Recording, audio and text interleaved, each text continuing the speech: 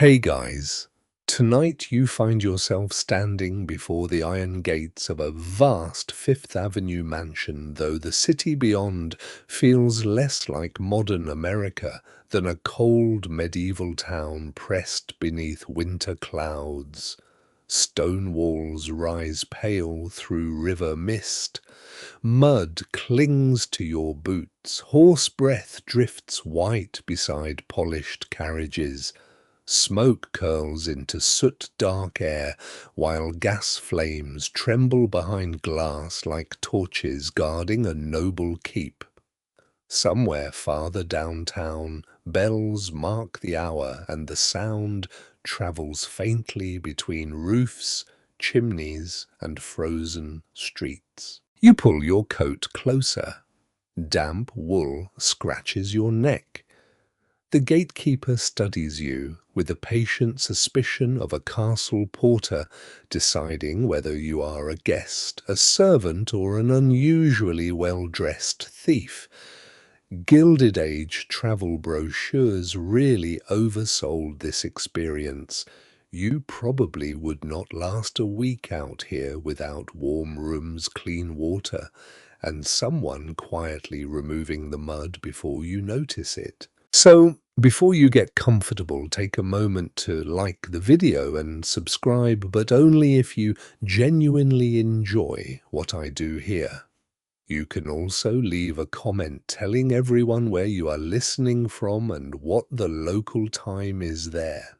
Now dim the lights, maybe turn on a fan for that soft background hum, and let's ease into tonight's journey together. The iron gates open with a slow scrape, heavy enough to sound like the entrance to an old fortified manor.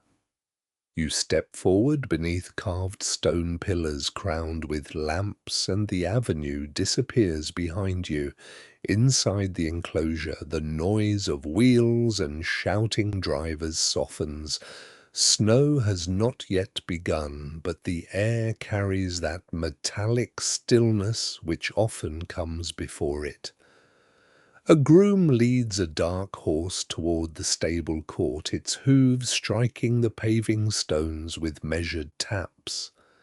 Another servant lifts a trunk from a carriage as carefully as a monk handling a chest of relics no one entirely trusts. No one can quite agree whether the mansion's owner chose this design from admiration for European castles or from a simple desire to make every neighbor feel underdressed. Either explanation seems possible. The house rises in layers of brown stone-arched windows, balconies, steep roofs, and narrow towers. It is not truly medieval, of course, but it borrows the old language of power. Thick walls suggest safety. Ironwork suggests defense. Height suggests that those above need not concern themselves with those below. At the foot of the steps, a footman waits in a dark coat with bright buttons. His face reveals nothing.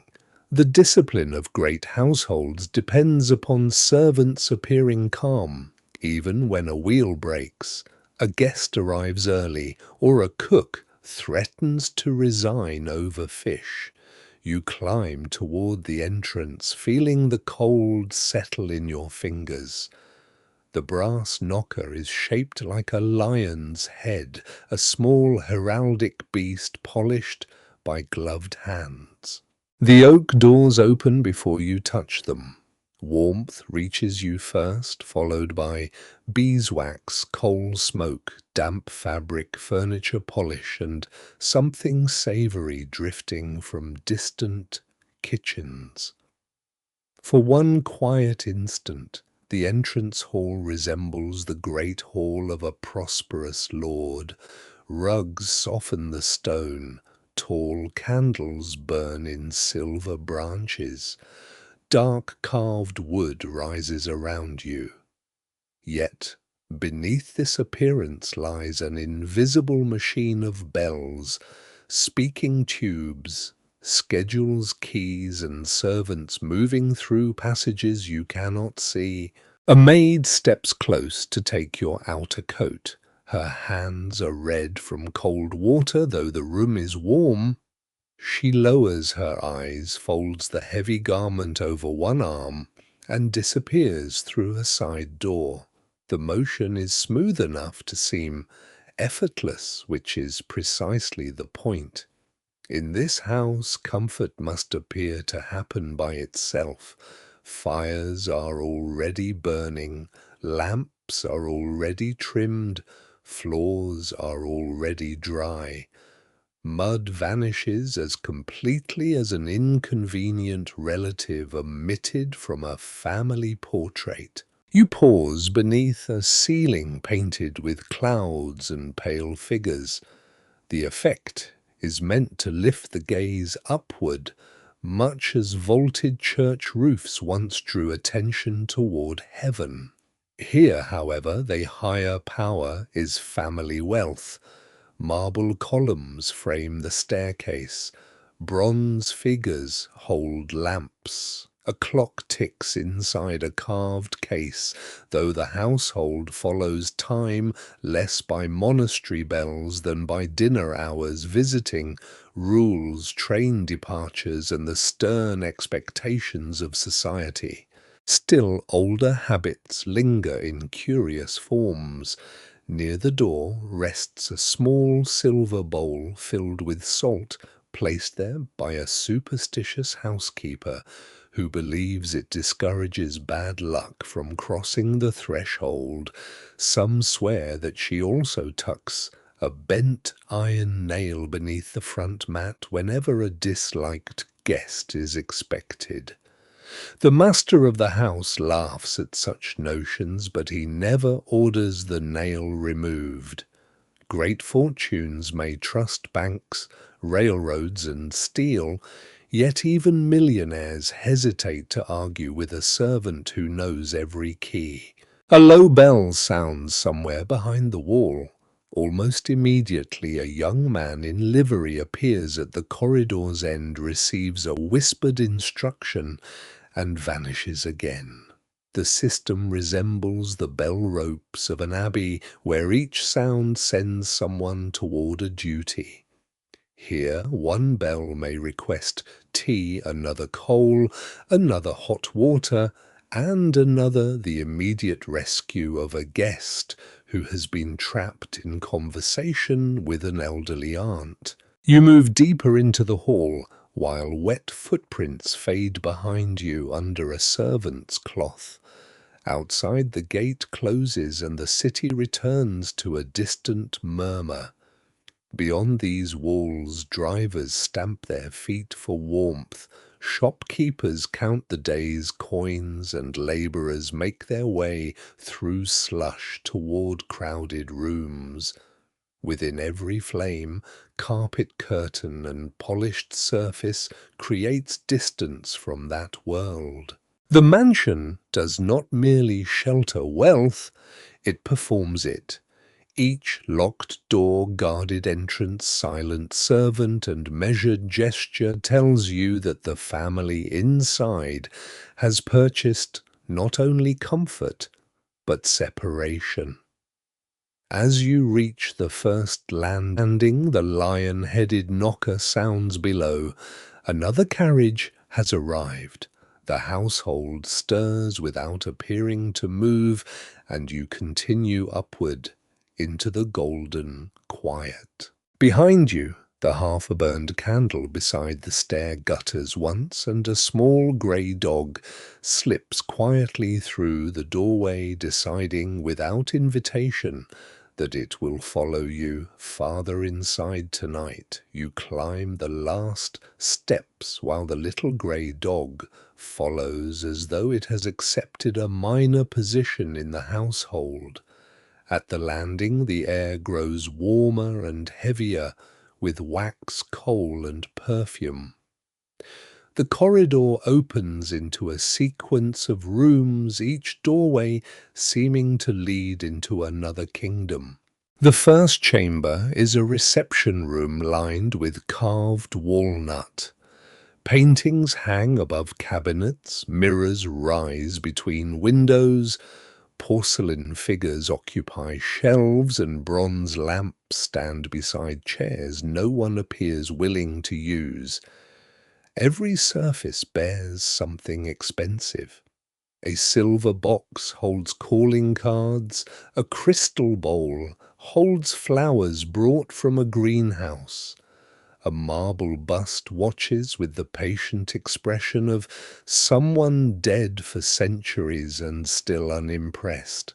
You cross a carpet woven in deep reds and muted gold thick enough to swallow your footsteps. Beneath it lies polished wood, and beneath that beams separating this quiet floor from servants moving below.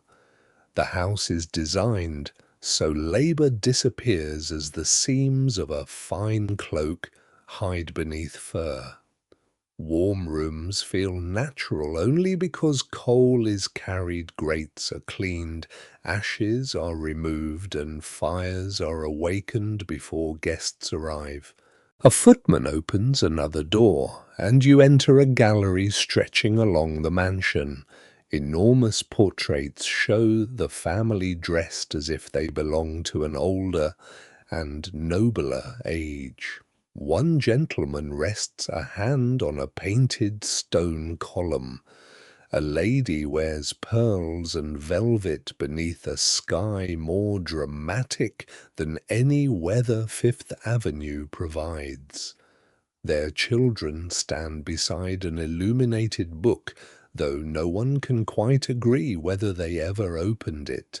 The arrangement resembles castle halls where painted lords reminded visitors who owned the land, the forest, and perhaps the visitors' patience. Yet these ancestors are recent. Some began as merchants, mine owners, railway builders, or financiers. Their portraits create history faster than history usually permits. A grandfather who traded grain now appears beneath a coat of arms. A grandmother from a modest town receives a velvet curtain, marble balustrade, and distant landscape she may never have seen. Small shields are carved above the doors. They look ancient, but the family motto was selected only a few years ago by a genealogist paid to search European records. Some swear he discovered a forgotten noble connection. Others suggest he understood what his employers hoped to find. Even now it is hard to tell whether the lion represents medieval courage or a successful invoice. The dog sniffs a gilded chair and decides against it. You understand? The chair is narrow, upright, and embroidered with silk flowers. It was imported at great expense, displayed proudly, and probably avoided by everyone with a spine. Comfort matters, but appearance matters more. Furniture establishes rank and frames conversation like a stage. The finest seat belongs to the hostess, while lesser guests settle farther from the fire. Beyond the gallery stands a drawing room with pale walls, silk curtains, and a ceiling edged in gold leaf. Beeswax candles burn despite the gas fixtures. Electric light has begun appearing in great homes, but some household members distrust it. Stories circulate about invisible currents, sparks and wires inside walls. One elderly aunt believes electricity dries the blood. No physician confirms this, though physicians confirm stranger things after sufficient payment. A piano waits near the windows, its dark surface reflecting the lamps. Sheet music lies open, and a vase of white roses stands nearby. The roses are fresh, although winter presses against the glass. Their presence depends upon heated greenhouses, gardeners, railway deliveries, and servants who remove fading petals before anyone sees decay. In this world, even seasons may be negotiated. You pass into a smaller room hung with tapestries copied from medieval hunting scenes. Stags leap between flattened trees. Riders raise spears. Dogs run beneath embroidered leaves. The softened colours suggest age, although the cloth may have been made recently for buyers who prefer their past clean, decorative, and free of cold rain. Real medieval hangings reduce drafts and brighten stone walls. Here they do the same, while suggesting inherited grandeur. Near the hearth, a brass screen guards the fire. A bowl of dried lavender rests on the mantel because the mistress believes it calms the nerves. Her maid adds rosemary after hearing it sharpens memory. A cousin once placed chestnuts there to ward off headaches. The result smells pleasant, which may be the only cure anyone can verify. The next room is the library, darker and quieter. Oak shelves climb toward the ceiling. Leather bindings stand in careful rows. Some books are read, some collected, and some purchased, because a library without enough books resembles a chapel without saints. An ink-stained secretary sits at a side desk sorting correspondence. He bows, covers a private letter with blotting paper, and returns to work. You stop before touching the edge of a table. Everything feels preserved against ordinary life. Curtains protect upholstery from sunlight. Cases protect porcelain from dust. Ropes occasionally protect furniture from guests, and servants protect the ropes from being moved. Still, human traces remain. A half-finished cup of tea rests behind a screen. One cushion bears the shallow mark of someone recently seated. A wool shawl lies over a chair, and beside it sits a silver thimble. These modest objects soften the grandeur. They remind you that even the ultra-rich grow cold, misplace things, and abandon tea when conversation becomes tedious. At the library's far end, the dog settles beside the fire. You stand near a tall window and look towards the closed gates. Carriage lamps move along the avenue like watchfires on a distant road. Inside, gold gleams across frames, glass silk, and polished wood. Each object chosen to tell a story of permanence. Yet the mansion is young, its walls have not known centuries of winter, its portraits have not watched. Generations vanish, and its shields carry no scars. It imitates an ancient keep while standing on money made with remarkable speed. The rooms whisper that wealth has always lived here, although everyone quietly knows it arrived yesterday. A bell sounds below, followed by servants preparing unseen rooms. The dog lifts its head.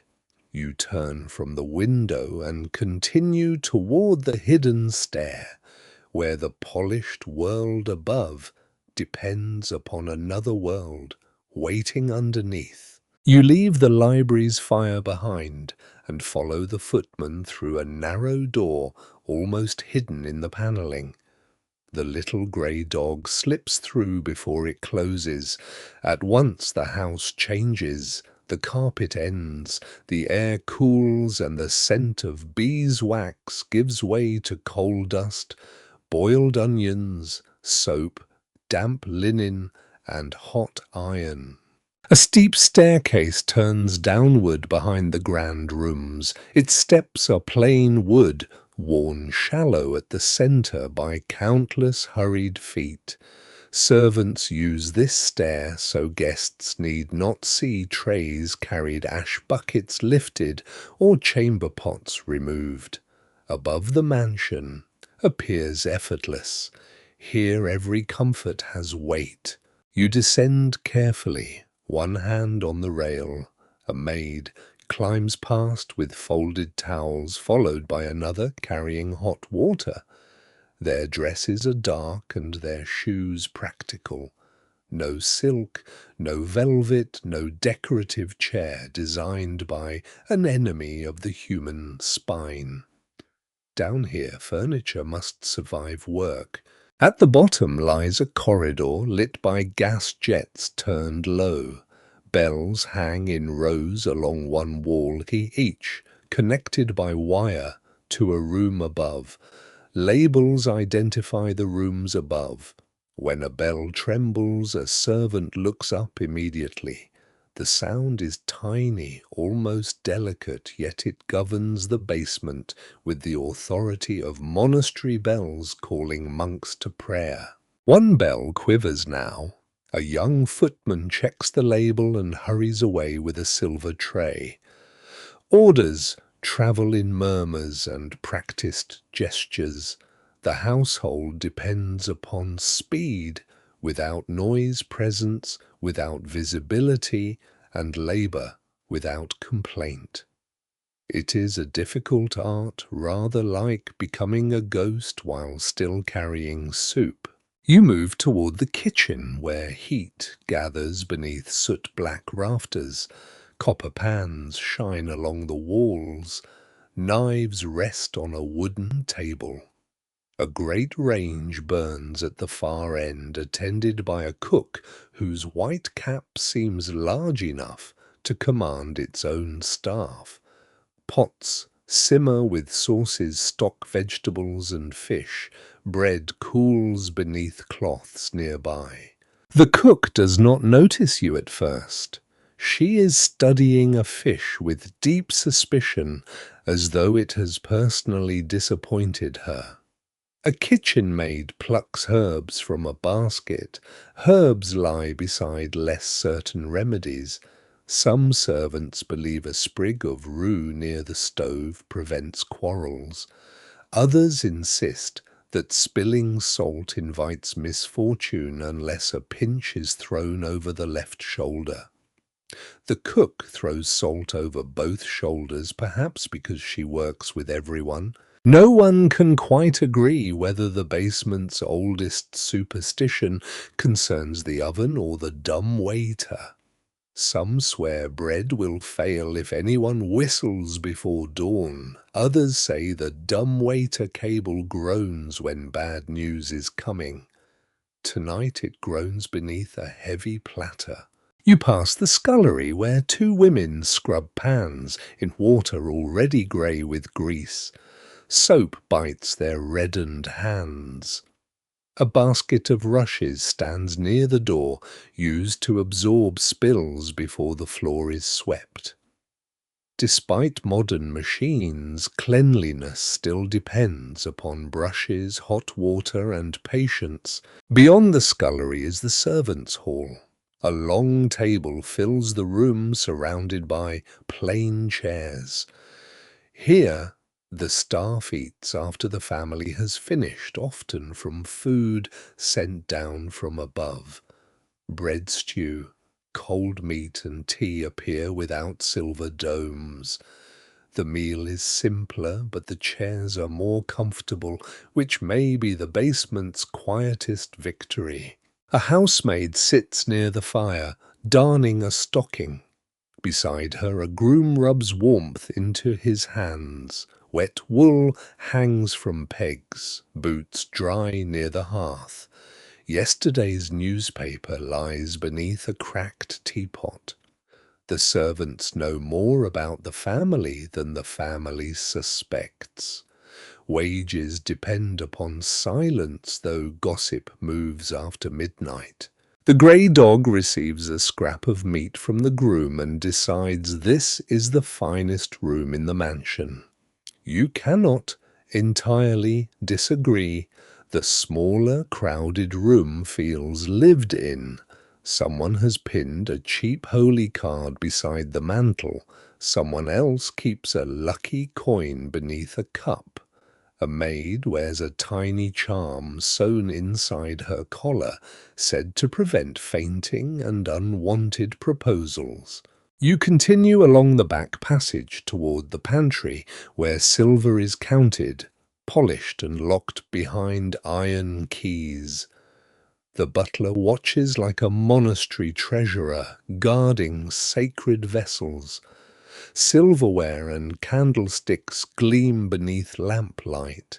A missing spoon can disturb the household more effectively than a political scandal, especially if the spoon belongs to a matched French set. Past the pantry stand narrow sleeping rooms. Beds are small and blankets coarse. Some rooms hold 2 servants and their wooden trunks. A prayer book, ribbon letters, and photograph create private worlds within borrowed walls. The family sleeps beneath silk canopies above, while those who maintain the canopies rest beneath wool and plaster. From somewhere behind the wall comes a cough, then silence, the ordinary reminder that even this magnificent household rests upon tired bodies and shortened sleep. A maid enters one room carrying a candle burned nearly to its socket.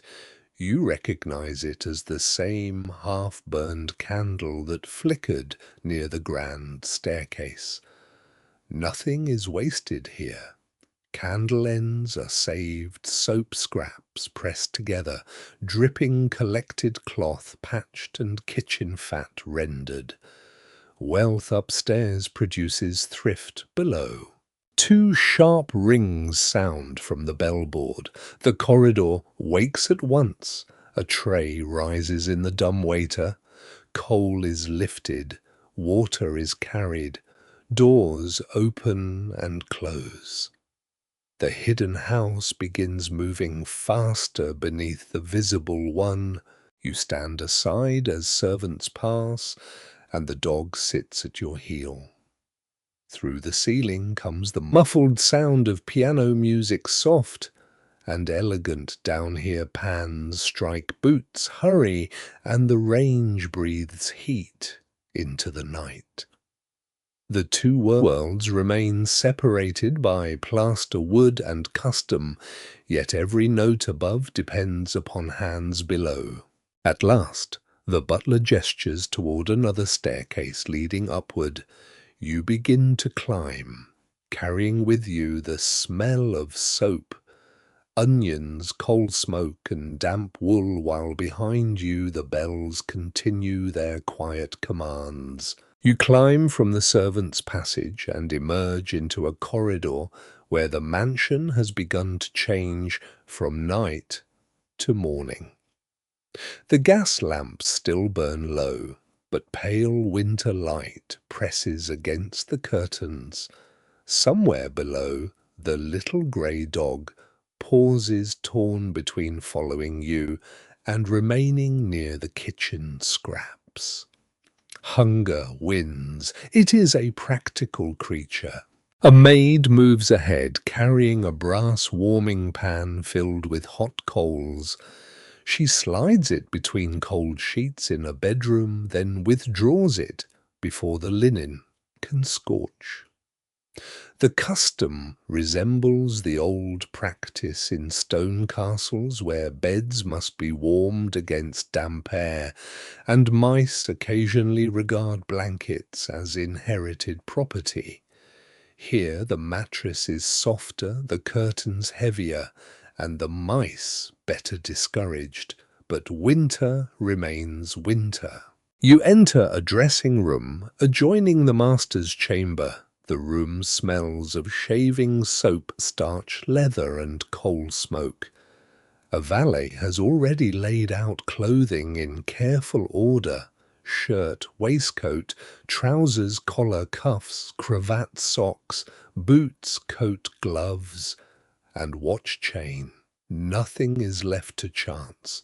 The gentleman who commands railways may still require assistance deciding which collar best communicates sober power before breakfast. On a stand nearby, hot water steams in a porcelain basin. Indoor plumbing exists in the mansion, though servants remain close because pipes are temperamental and confidence in them is not universal. Some swear that bathing too often weakens the body by opening the pores. Others insist cold water strengthens the nerves.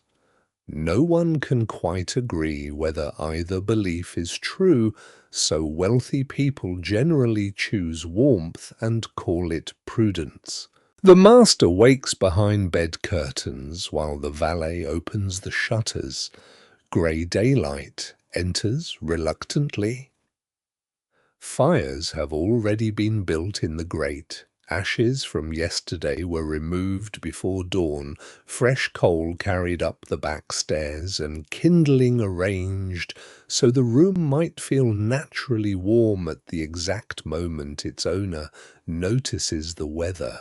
A silver tray appears with coffee toast letters and the morning newspapers.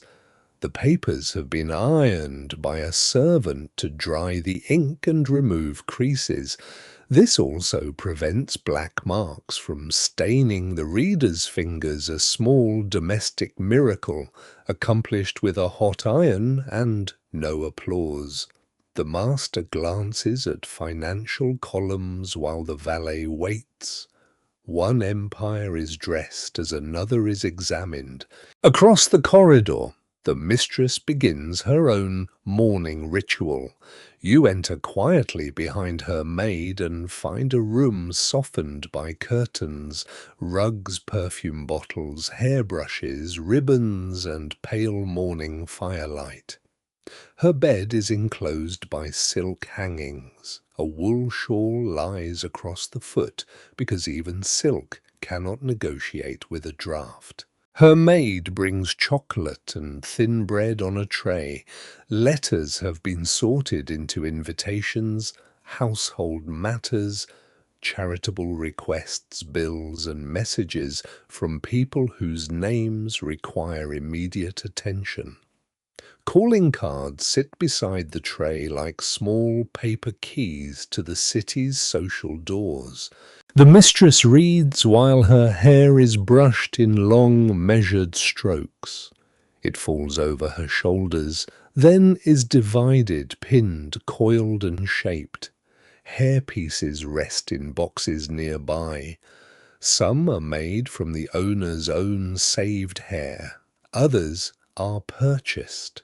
In earlier centuries, women keep locks of hair as mourning tokens or sew them into jewelry.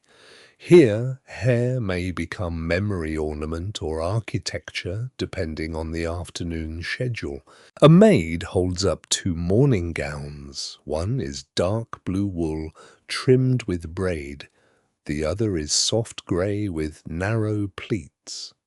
The choice depends upon whether visitors' errands and whether anyone important may accidentally see her before luncheon. Dressing for privacy requires surprising effort. You watch the gown settle over layers of linen petticoats, corsetry, and carefully fitted fabric. Buttons run where fingers cannot easily reach, which ensures continued employment for maids and discourages spontaneous independence. The joke is gentle, but the labor is real. Laces tighten hooks, fasten sleeves smooth, and a small sachet of lavender is tucked near the waist because the mistress believes it prevents headaches. Some swear lavender calms the heart, others prefer smelling salts, peppermint water, or a charm pinned beneath the bodice. A house physician recommends fresh air, though this advice is often received with the same enthusiasm as cold pottage. You follow the maid into the nursery corridor where children wake under the care of nurses and governesses. Their fires are smaller, their rooms brighter, and their breakfasts simpler. They eat porridge, eggs, bread, and milk, while a clock reminds everyone that lessons begin soon. Even heirs to great fortunes must decline Latin verbs before they can inherit anything. Downstairs the dining room is prepared. Servants remove covers from silver dishes. Coffee is poured. Fruit rests in cut glass. Smoked fish eggs, rolls, preserves, and hot cakes wait beneath shining domes. The table is large enough for a council of barons, yet only 3 family members may appear. Before they arrive, the butler inspects every place setting. Knives align, napkins fold, chairs stand at measured distances. A vase of winter flowers sits at the centre. The gardener has forced them into bloom in a heated glass house, allowing nature to obey the breakfast hour. A bell rings softly.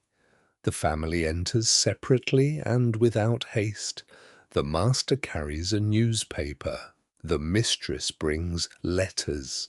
A young daughter arrives late enough to be noticed, but not late enough to cause scandal. Conversation is quiet. Servants move at the edges of sight, replacing plates before they seem empty. You remain near the sideboard, observing how the morning depends upon invisible preparation. Before the family wakes, coal has climbed stairs, water has been heated, newspapers pressed clothing, brushed boots, polished fires, lit food, cooked rooms, aired, and letters sorted. Luxury is not simply possessing more things, it is arranging for discomfort to vanish before it announces itself. At the doorway, the grey dog reappears, licking its whiskers and looking more satisfied than anyone else. Beyond the windows, frost whitens the avenue. Carriages begin to move, shop doors open, and workers hurry through the cold. Inside, the clock marks another quarter hour. The master folds his paper, the mistress selects an invitation, and the household turns toward the long day ahead, dressed, warmed, fed, and protected from almost every inconvenience except one another. You follow the mistress from the breakfast room as the household divides toward its duties. The master disappears into a study with telegrams and railway reports. The daughter is collected by her governess. Servants clear silver, fold newspapers, and carry the remains of breakfast below. The grey dog trots after you until a maid closes the dressing-room door against its nose. Inside, daylight filters through lace curtains and falls across wardrobes taller than village cupboards. Their carved doors open upon silk, wool, velvet, satin, lace, and fur, arranged by season, hour, and occasion.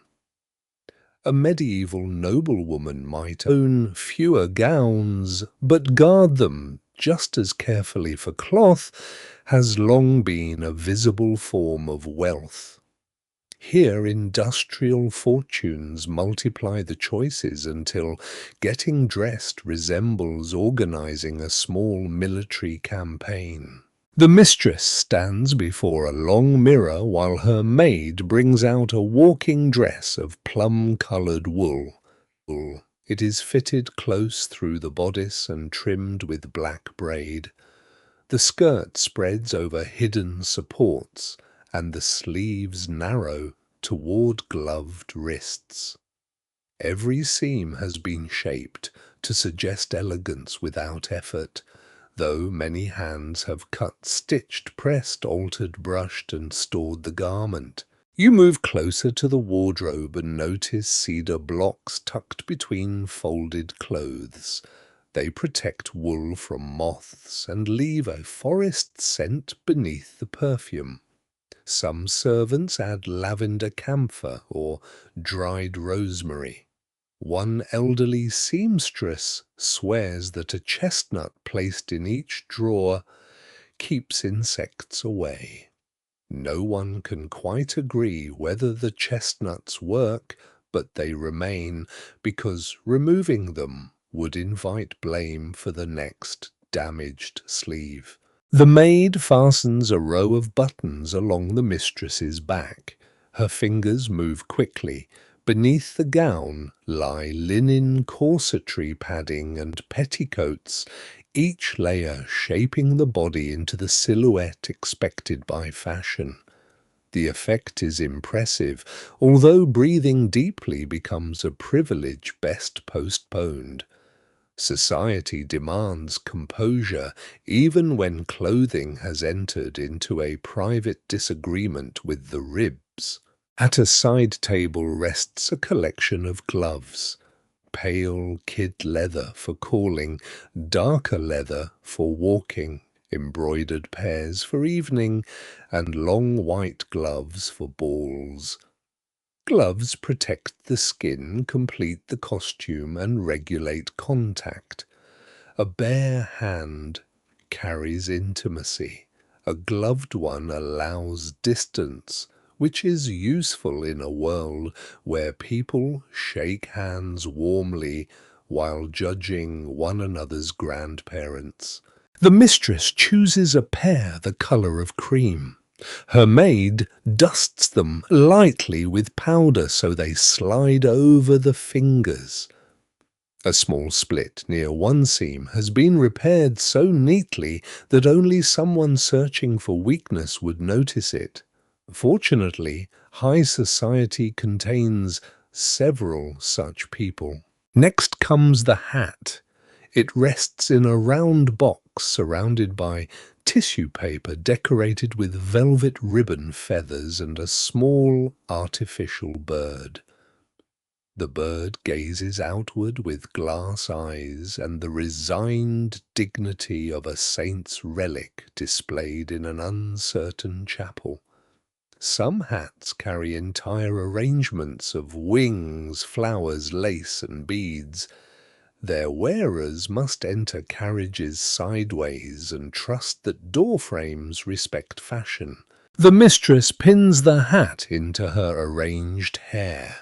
Long steel hat pins secure it, useful against wind and occasionally regarded as protection against unwanted attention. Some swear a determined woman can discourage a rude stranger with one quick motion. Whether this happens often is hard to tell, but gentlemen generally become more respectful around sharp accessories. You cross into an adjoining room where jewels are kept. The maid unlocks a small cabinet with an iron key carried at her waist. Inside, velvet trays hold pearls, diamonds, sapphires, brooches, bracelets, rings, and necklaces. Mourning requires restraint, so only a pearl pin and modest earrings are chosen. Modesty in this room still shines brightly enough to purchase several farms. Each jewel tells a social story. A diamond may announce marriage, inheritance, or successful speculation. Pearls suggest refinement. A family brooch suggests ancestry, even when the family acquired both brooch and ancestry within the same decade. At evening gatherings, women become moving exhibitions of capital, their necks and wrists carrying fortunes beneath chandeliers. The master's dressing room offers a quieter version of the same language. His valet brushes a dark coat, polishes boots, selects cufflinks, and lays out a silk cravat. Masculine clothing appears plain beside the mistress's wardrobe, yet quality reveals itself in cut fabric and fit. A coat made by a respected tailor can speak more clearly than a speech, especially to men trained to notice expensive restraint. His watch rests beside a gold chain seal and small fob. The seal bears the family emblem invented by the helpful genealogist.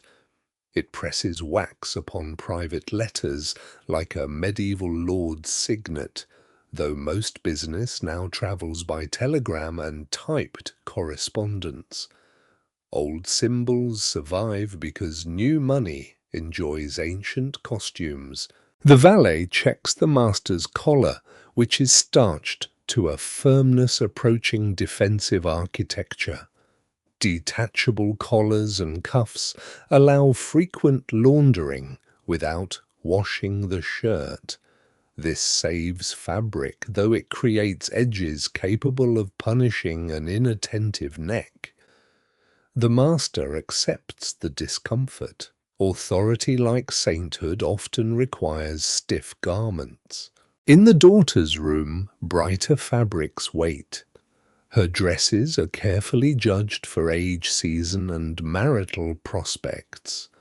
Too plain suggests neglect. Too elaborate suggests vanity. Too fashionable suggests danger.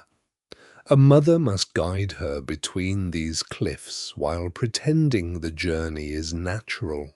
The daughter chooses a blue wool dress, then secretly exchanges a sober ribbon for a brighter one. Her maid notices and says nothing. Quiet alliances form in dressing rooms just as they once formed in castle chambers between ladies, attendants, and servants entrusted with secrets. You stand near the mirror as the household gathers for departure. Coats are brought. Fur-lined cloaks settle over shoulders. Muffs warm hands. The mistress adjusts one pearl, the master checks his watch, and the daughter touches the forbidden ribbon. Their clothing does more than protect them from winter. It announces wealth, discipline, taste, gender, age, rank, and belonging before anyone speaks. Every glove button, feather jewel, and polished boot becomes part of a language understood along the avenue. The front doors open. Cold air enters. Outside, a carriage waits beside the iron gates, and the grey dog slips between polished shoes, determined to accompany the family into the city. The grey dog reaches the carriage first, but the coachman blocks its ascent with one boot. It circles the wheels, offended by this ruling, while the family settles beneath fur-lined robes. You remain inside the mansion, where the front doors close against the cold and the morning's breakfast room is transformed for another meal. Servants enter at once. Plates disappear. Crumbs are brushed from the cloth with a silver tool. Coffee cups are carried below, and fresh linen replaces the cloth marked by butter preserves and one ring from the master's cup. In a lesser household, the table might simply be wiped. Here, evidence of eating must vanish before the next appearance of food. You follow the butler through double doors into the dining room. The chamber feels solemn, chapel-like, with dark panelling windows, carved chairs, and portraits watching from the walls. A long mahogany table stretches beneath a chandelier. Its polished surface reflects flames, as water reflects stars. Along the sideboard stand silver dishes, covered tureens, crystal decanters, porcelain bowls, and stacks of plates edged in gold. The room remains warm and hushed. The butler inspects each piece solemnly, preparing sacred vessels for a feast day. He checks knives for spots, glasses for clouding, and plates for hairline cracks. A chipped plate cannot appear before guests even when the chip is tiny. Wealth depends upon many people pretending nothing is ever damaged. In the pantry, china is arranged by service. There are breakfast plates, luncheon plates, dinner plates, fish plates, dessert plates, and tiny dishes whose purpose seems known only to the butler and possibly to one elderly duchess in Europe. The family owns sets, each selected according to occasion. One pattern carries flowers, another displays a crest added by the same genealogical enthusiasm that produced the shields upstairs. No one can quite agree whether the crest belongs to a forgotten branch of the family or to a manufacturer with an accommodating imagination. The plates remain impressive either way. A kitchen maid arrives with a basket of oranges, their skins bright against the winter gloom. They have travelled farther than many servants will, carried by ship and rail from warm country into this heated mansion. Nearby lie grapes, pears, pineapples, and figs. Rare fruit has long signalled status. Medieval lords display spices and sugar for the same reason distance makes food costly, and cost makes it eloquent. The pineapple receives special attention. Its leaves rise like a green crown. In older times, fruit might be rented for display and returned uneaten, because being seen beside a pineapple could matter more than tasting one. This household can afford to cut it, though the cook regards every slice as a financial document. You descend toward the kitchen and find preparations unfolding beneath steam. Stock simmers in copper pots, fish rests on crushed ice. A cook shapes pastry around minced meat, while another servant strains sauce through cloth. Bread is sliced evenly. Butter is pressed into decorative forms. Even boiled eggs may arrive beneath silver covers, protected from cooling and from the shame of appearing ordinary. At a table, a young maid peels apples in a continuous ribbon. She keeps the strip unbroken and tosses it over her shoulder. A game said to reveal the first letter of a future husband's name. The peel lands in a shape resembling a tired snake. Some swear it forms an S, others see nothing but apple skin. The maid delays destiny. The household's meals are governed by hours and hierarchy. The family eats first in the principal rooms. Senior servants dine later in their hall. Lower servants may wait longer, still fitting their hunger around bells and trays. Guests are seated according to rank relation, age, and usefulness. A chair near the hostess can represent favor. A place farther down the table may feel like exile beneath a chandelier. When the family returns near noon, Cold follows them through the entrance hall. The mistress removes her gloves. The daughter still wears the brighter ribbon. The master brings news from his office and an appetite sharpened by discussing money. The grey dog slips in behind them, wet-pawed and triumphant. Luncheon is announced with soft dignity. You enter beside the family and stand near the wall as they take their places. Soup arrives first poured without spilling from a silver tureen. Then comes fish with pale sauce, followed by cutlets, vegetables, bread, and fruit. Servants approach from the correct side and withdraw in silence. Used plates vanish before conversation pauses long enough to acknowledge them. The china is thin enough for light to pass through. Crystal rings faintly when touched. Napkins unfold across laps. Knives and forks wait in ordered rows, each assigned to a particular course. Selecting the wrong fork will not destroy civilization, yet several guests behave as though it might loosen the gates. Conversation moves around invitations, investments, marriages, travel, and the conduct of people not present. No one raises a voice. The greatest cruelties at such tables are often delivered gently between spoonfuls of soup.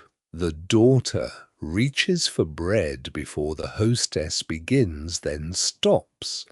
Etiquette surrounds appetite with rules. You must not eat too quickly, too slowly, too much, too little, or with visible enthusiasm. Hunger must learn manners before entering the dining room. At the doorway, the dog watches a cutlet with religious devotion. A footman secretly lowers a morsel, earning more gratitude than the family has expressed all day. You notice how every dish carries hidden distances. Coffee crosses oceans. Sugar comes from warm plantations. Spices travel through ports. Fish arrives packed in ice. Fruit rides the railway. Coal heats the rooms. And servants carry the weight of presentation. The meal appears within silver doors as if summoned by enchantment.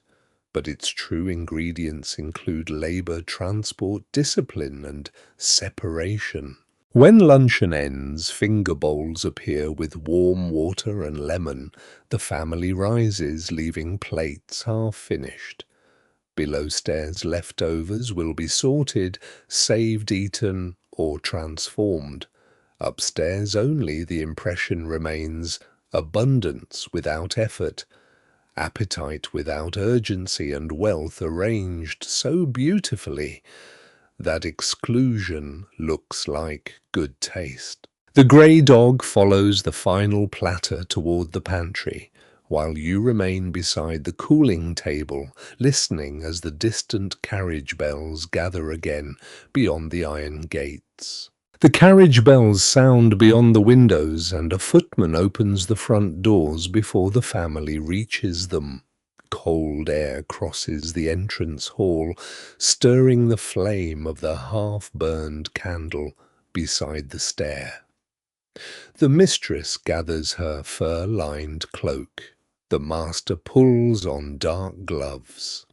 The daughter adjusts the bright ribbon once more, while the grey dog waits beneath the console table, pretending not to plan another escape. Outside, the carriage stands polished beneath a pale winter sky. Its black body reflects the mansion's stone facade, and brass lamps glow at either side like small watchfires. Two horses stamp against the cold, their breath drifting over harness buckles and leather traces. The coachman sits high above, wrapped in wool and fur, while a groom checks the wheels with the serious expression of a man who knows that one loose pin can humble any fortune. You climb inside after the family. The door closes with a padded click, shutting away the wind. Cushions soften the seat, thick rugs cover your knees. A small silver foot warmer rests on the floor filled with heated bricks wrapped in cloth. Medieval travellers might carry warmed stones beneath cloaks or tuck hot coals inside guarded pans. Here the method is safer, cleaner, and considerably less likely to set a noble passenger on fire. The carriage rolls through the iron gates. The grey dog darts after it, but a kitchen maid catches him beneath the front legs and carries him back toward the house. His expression suggests betrayal on an international scale. Along Fifth Avenue, wheels grind over rutted ground where mud, ice, manure, and melting snow form a dark winter paste. Fine carriages pass in both directions, their lamps shining through mist. Drivers call to one another. Horses toss their heads beneath plumes. The wealthiest passengers sit behind glass, protected from wind smells, splashing wheels, and the accidental recognition of pedestrians. You watch through the window as the mansion recedes. Other houses rise beside it, each competing in stone height, carving, and confidence. One resembles a French chateau, another borrows Italian arches. A third appears determined to contain every century of Europe at once. No one can quite agree whether this mixture demonstrates cultivated taste or architectural panic. At a corner, the carriage slows behind a delivery wagon.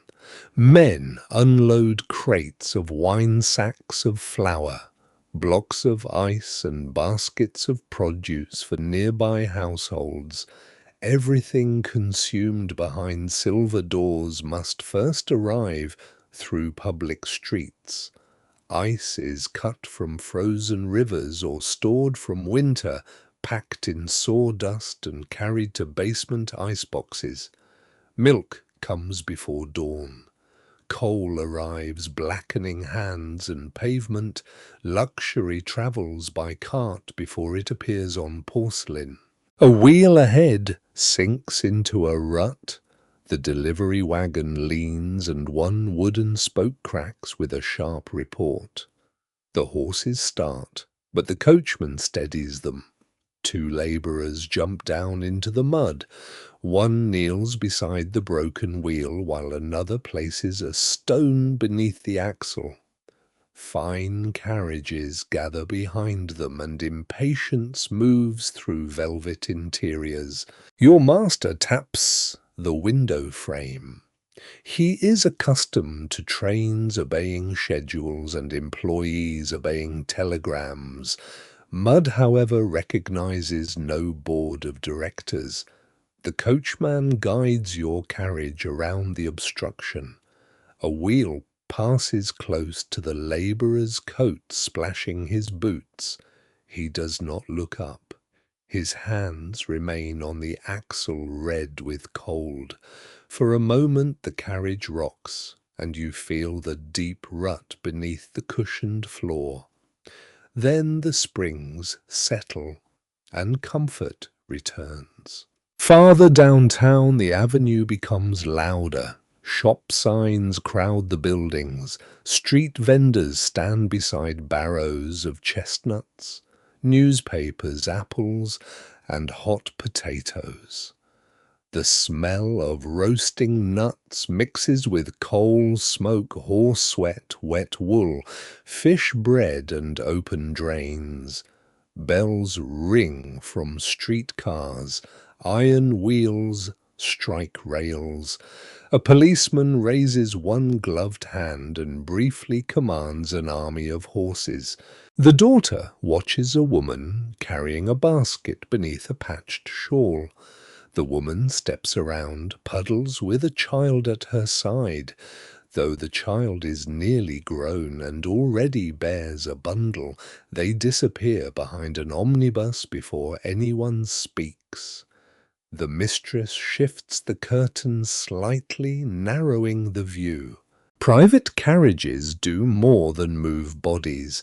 They create rooms on wheels carrying domestic hierarchy into public space. The family sits inside. The coachman remains exposed above. The groom may stand behind. Footmen open doors, horses provide motion, stable hands feed brush shoe and clean them.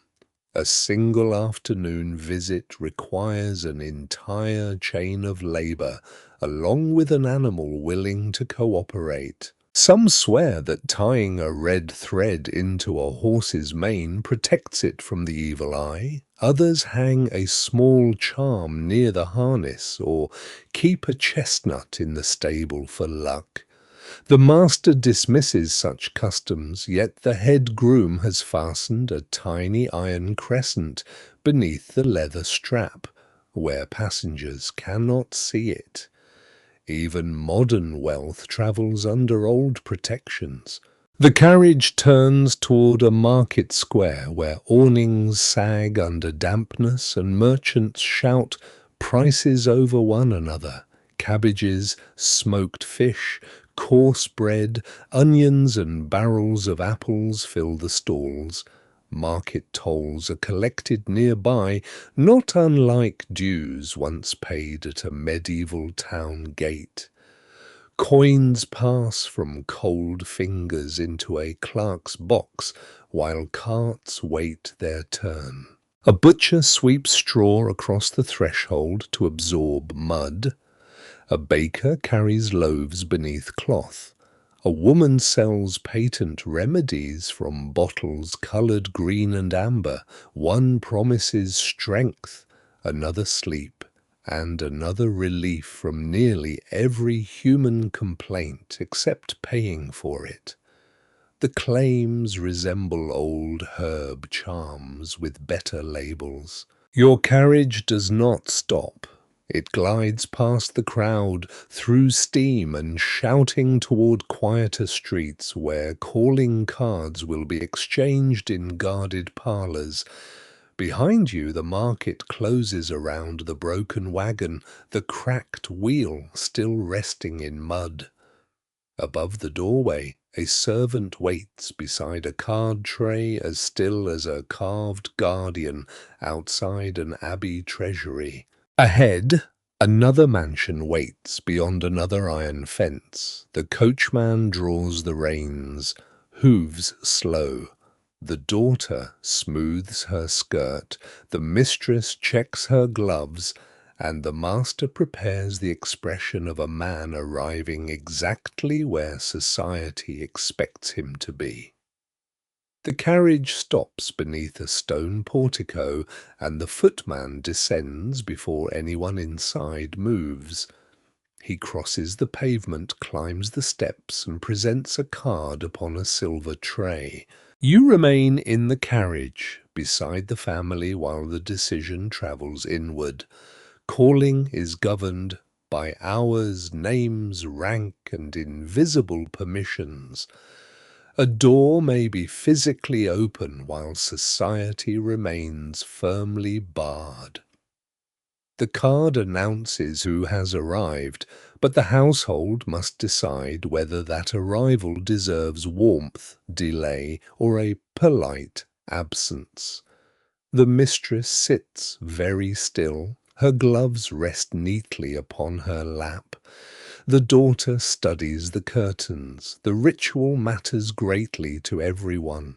At last, the door servant returns and gives a slight nod. The family may enter. You step down into cold air. Mud clings to the wheel rims, though the footman places a carpeted board between carriage and curb, so fine shoes need not touch the street. The gesture resembles a drawbridge lowered across a moat, except the enemy is slush. The entrance hall is smaller than the mansion you left, but no less crowded with carved wood-painted panels, bronze lamps, and objects selected to suggest inherited dignity. A suit of decorative armour stands beside the staircase. It appears medieval, polished, and entirely unsuited to movement. One suspects it would surrender before luncheon. You follow the family into a parlour where the hostess waits beside a low fire. She rises at precisely the correct moment, neither too soon nor too slowly. The women exchange greetings. The master bows. The daughter is introduced to an older lady, seated near the hearth, then to a younger gentleman standing beneath a portrait of someone dressed as a crusader. Each one carries family connections, marriages, fortunes, disappointments, and rumours. A stranger is rarely just a stranger. He is somebody's cousin, creditor, heir rival, or regrettable nephew. Calling hours usually occupy the afternoon, and visits remain brief. To stay too long suggests idleness or desperation. To leave too quickly suggests insult. The proper duration is long enough to be remembered and short enough to avoid honesty. A clock ticks on the mantel, quietly supervising everyone. The hostess offers tea. A servant enters with porcelain cups, thin sandwiches, cakes, and hot water. Milk and sugar wait in silver vessels. The tea itself has crossed oceans before reaching this guarded room, yet conversation circles only the weather music, travel charitable committees, and people whose behaviour can be criticised safely. You take a place near the wall and observe the card tray upon a side table. It holds rectangles of thick paper, some plain, some engraved, some folded at a corner according to custom. A card can announce a visit, express condolence, convey congratulations, or signal that the bearer came personally rather than sending a servant. These little papers function like pilgrim badges in an older age. They prove where someone has been and whom someone may claim to know. Some swear that turning down a card's corner carries one meaning, while folding another corner carries something different. No one can quite agree whether every household interprets the signals alike. Mistakes therefore become possible, and society values few things more than a mistake made by someone else. The daughter glances towards the young gentleman beneath the crusader. He says very little which improves his reputation. His family owns mines, but his grandmother's origins remain a subject of gentle hostility. The hostess has seated him near the window rather than near the fire. Such distances are measured in feet and understood as judgments. A second caller arrives. Her name enters before she does, carried on another card. The hostess's expression changes only slightly, but every woman notices. The new visitor is wealthy, recently arrived, and determined to be received by people who consider themselves established. Her gown is perfect, her diamonds are discreet, her accent reveals almost nothing. This makes her dangerous. The room shifts to accommodate her. Chairs move by inches, introductions are made. The newcomer praises the flowers and receives an answer that contains no information. She mentions a charity bazaar. The hostess replies that the committee is complete. The refusal is soft enough to sound like good manners and sharp enough to remain memorable through winter. In medieval courts, access to a lord's chamber depends upon rank, service, and favour. Here, the gatekeepers wear livery, carry trays, and keep lists. Invitations replace heraldic summons, parlours replace audience halls, yet the purpose remains familiar: to decide who may approach power, who must wait, and who will remain outside beneath the weather. A maid enters to add coal to the fire. She kneels, opens the grate, and places each black piece carefully so sparks do not leap onto the carpet. Her presence becomes almost invisible. She knows every caller's name and hears every refusal, though no one asks her opinion. Later, below-stairs servants may reconstruct the afternoon more accurately than any guest. Near the mantel rests a small bowl containing dried orange peel and cloves. The hostess believes the mixture sweetens the air and keeps illness away. Her companion carries a tiny vinaigrette filled with aromatic salts for faintness. Some women also tuck charms into their sleeves or wear jet beads during mourning. Old protections survive beneath fashionable fabrics as roadside shrines survive beside new railway lines. The grey winter light fades beyond the curtains. Another card arrives, then another. One visitor is admitted. One receives the message that the hostess is not at home, although she is visibly seated beside the fire. This polite fiction is accepted by everyone. Truth, like muddy boots, is not always permitted in the parlour. At last your mistress rises. The visit has reached its proper length. Farewells are exchanged, future meetings suggested, and nothing firmly promised. The daughter gives one final glance toward the silent gentleman. The newcomer with discreet diamonds watches everyone leave.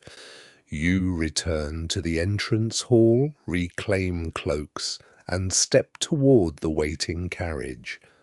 Behind you, the door closes softly, preserving the warmth, the whispers, and the guarded circle within. As the horses turn toward home, you understand that iron gates are only the outer defense. The stronger walls are made of names, cards, invitations, and the quiet agreement that some people belong inside, while others must keep calling. The carriage returns through the iron gates after dusk, and the mansion no longer resembles the quiet house you left. Every window burns with light in winter darkness. Carriages queue along the avenue. Grooms call softly to horses. Footmen move beneath the portico, carrying cloaks and card cases like solemn heralds entering a crowded court. Inside, warmth and perfume gather beneath the painted ceiling. The half-burned candle beside the staircase has been replaced, though its melted stub now waits below stairs for another use. The grey dog slips between arriving guests, delighted by the confusion. No one has invited him, but he possesses the confidence of inherited wealth. Dinner has occupied the household since morning. Florists have filled the dining room with roses, lilies, ferns, and trailing vines. Their scent mingles with beeswax, and coal smoke. The arrangement rises so high across the table that guests, seated opposite one another, may converse only through leaves. You follow a servant into the dining room. The long table shines beneath silver branches and crystal. Place cards stand beside folded napkins. Each name has been positioned with the caution of a commander arranging troops. Married couples are separated. Rivals are kept apart unless the hostess wishes to observe sparks. Useful bankers sit near titled visitors. Young heirs are placed beside eligible daughters. One unfortunate cousin is seated where no conversation can harm anyone. No one can quite agree whether the hostess planned every pairing herself or allowed her secretary to make the dangerous decisions. She will accept praise if the evening succeeds and remember the secretary if it fails. The kitchen below has become a realm of steam, heat, and alarm. Cooks bend over sauces, pans hiss. A fish rests upon a platter surrounded by carved vegetables. Game birds wait beneath cloth. Pastry shells stand in rows like little fortified towers. Ice is shaved for desserts, while moulds of cream fruit and sugar tremble in cold cupboards. One assistant carries a sprig of parsley behind his ear, claiming it protects against kitchen burns. Another crosses herself whenever a souffle enters the oven. Some swear that a cake will collapse if praised before it is served. The head cook forbids compliments entirely, which produces the most respectful kitchen in the city. Upstairs, the guests assemble in the drawing room. Silk rustles, jewels flash. Men wear black coats, white ties, and expressions of disciplined prosperity. Women appear in satin, velvet, lace, and diamonds, each gown shaped to catch light. The daughter wears the bright ribbon no longer. Tonight, pearls and pale blue silk speak more carefully. The hostess stands near the fire, receiving names announced by the butler. Each arrival carries its own weather of reputation. A railroad president enters with a wife whose family considers him useful rather than refined. A widow arrives wearing jet and old lace. A young man from Newport bows too deeply. The woman with the discreet diamonds appears last enough to be noticed, but not so late as to be condemned. When dinner is announced, the procession forms according to rank. Arms are offered. Skirts sweep across the carpet. You enter behind them as musicians begin quietly from a screened gallery above. Violins soften the room, and a harp glimmers behind carved wood like an instrument in a chapel. The first course arrives beneath silver covers. Soup is followed by oysters, then fish with sauce, then roast meats. Vegetables, game salad, sweets, fruit, cheese, and coffee. Wines change with the dishes. Plates change more often than subjects of conversation. Servants move in measured paths, carrying weight without haste and heat without spilling. The meal resembles a medieval feast refined by armies of etiquette, where an old baron might tear bread above a trencher and pass a cup. These guests confront ranks of forks, spoons, knives, glasses, and dishes. The abundance remains the same, only the choreography has become more delicate. You stand near the sideboard while a servant replaces a fork. before its owner notices dropping it. Another removes a stained napkin and produces a clean one with such speed that the accident seems to have reconsidered itself. Conversation rises across the flowers. The master speaks of rail expansion without mentioning strikes. A banker discusses confidence without mentioning debt. A senator praises prosperity while avoiding the servant's eyes. The widow tells a story about Paris. Everyone laughs at the proper moment, though three guests have not heard the ending. Across the table, the woman with discreet diamonds speaks to the silent mining air from the afternoon call. The hostess watches through a gap in the roses. The daughter watches the hostess. The young man watches his plate. Society's great dramas often unfold while someone pretends to examine asparagus. A centerpiece includes gilded birds perched among flowers. One guest admires them. Another whispers that the hostess copied the idea from a rival's dinner. Those who tell the tale never fully agree which woman used the birds first, though both households remember the matter with remarkable bitterness. Between courses, the musicians shift into a slower piece. Candlelight trembles across crystal. Servants refill glasses. The room grows warmer, voices softer, and judgments less guarded. Yet no one becomes entirely relaxed. A misplaced remark may travel farther than any railway. Dessert arrives as a frozen palace of cream and sugar, shaped with towers, windows, and tiny flags. It resembles a medieval castle surrendering to summer. Guests applaud softly, and the cook below receives no applause at all. The palace is sliced, served, and consumed within minutes, a suitable monument to wealth. After coffee, the women withdraw to the drawing room, while the men remain with cigars and darker conversation. Doors close, smoke gathers, political favours mark its rail lines, and marriages drift through the air with brandy. You linger in the corridor as servants begin clearing the battlefield of silver and crumbs.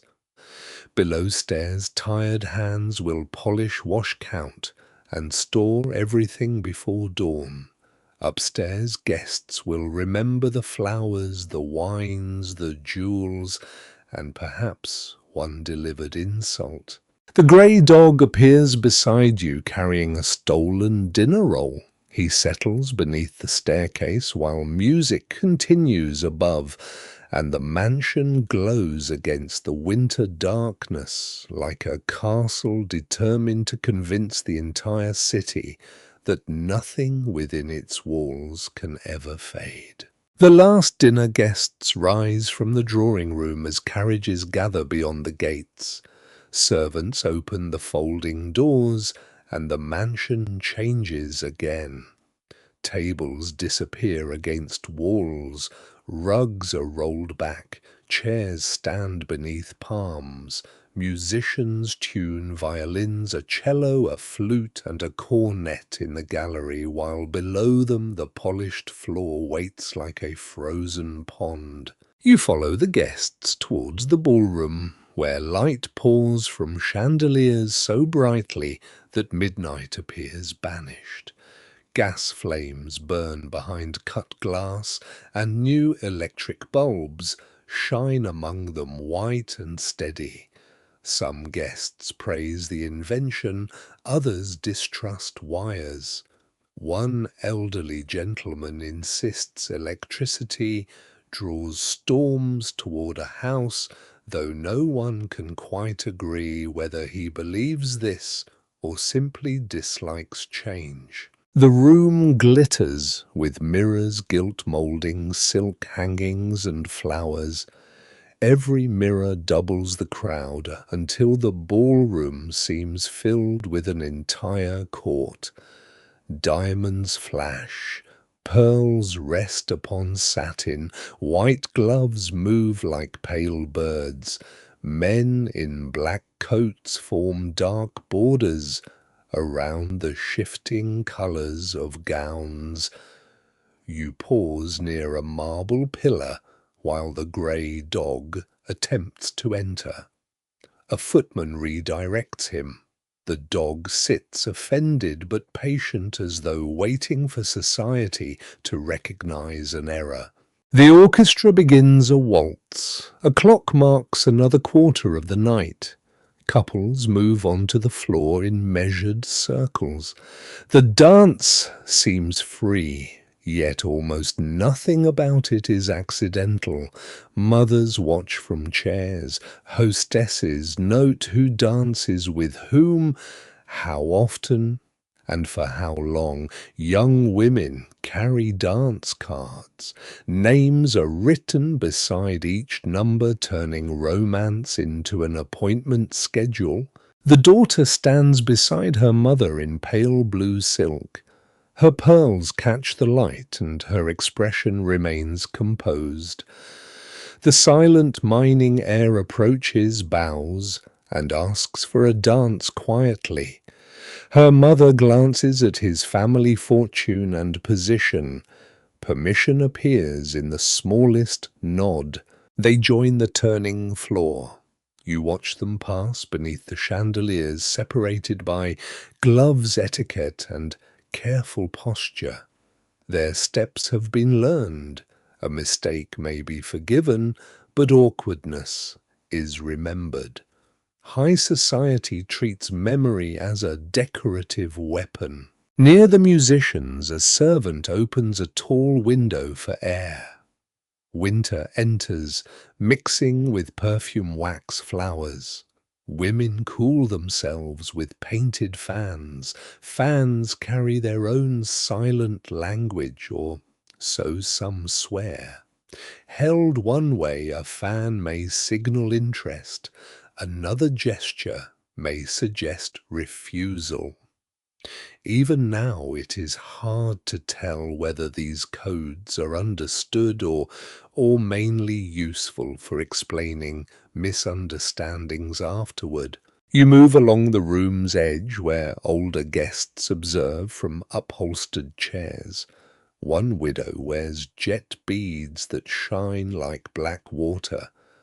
A banker's wife displays a diamond collar resembling a small fortress.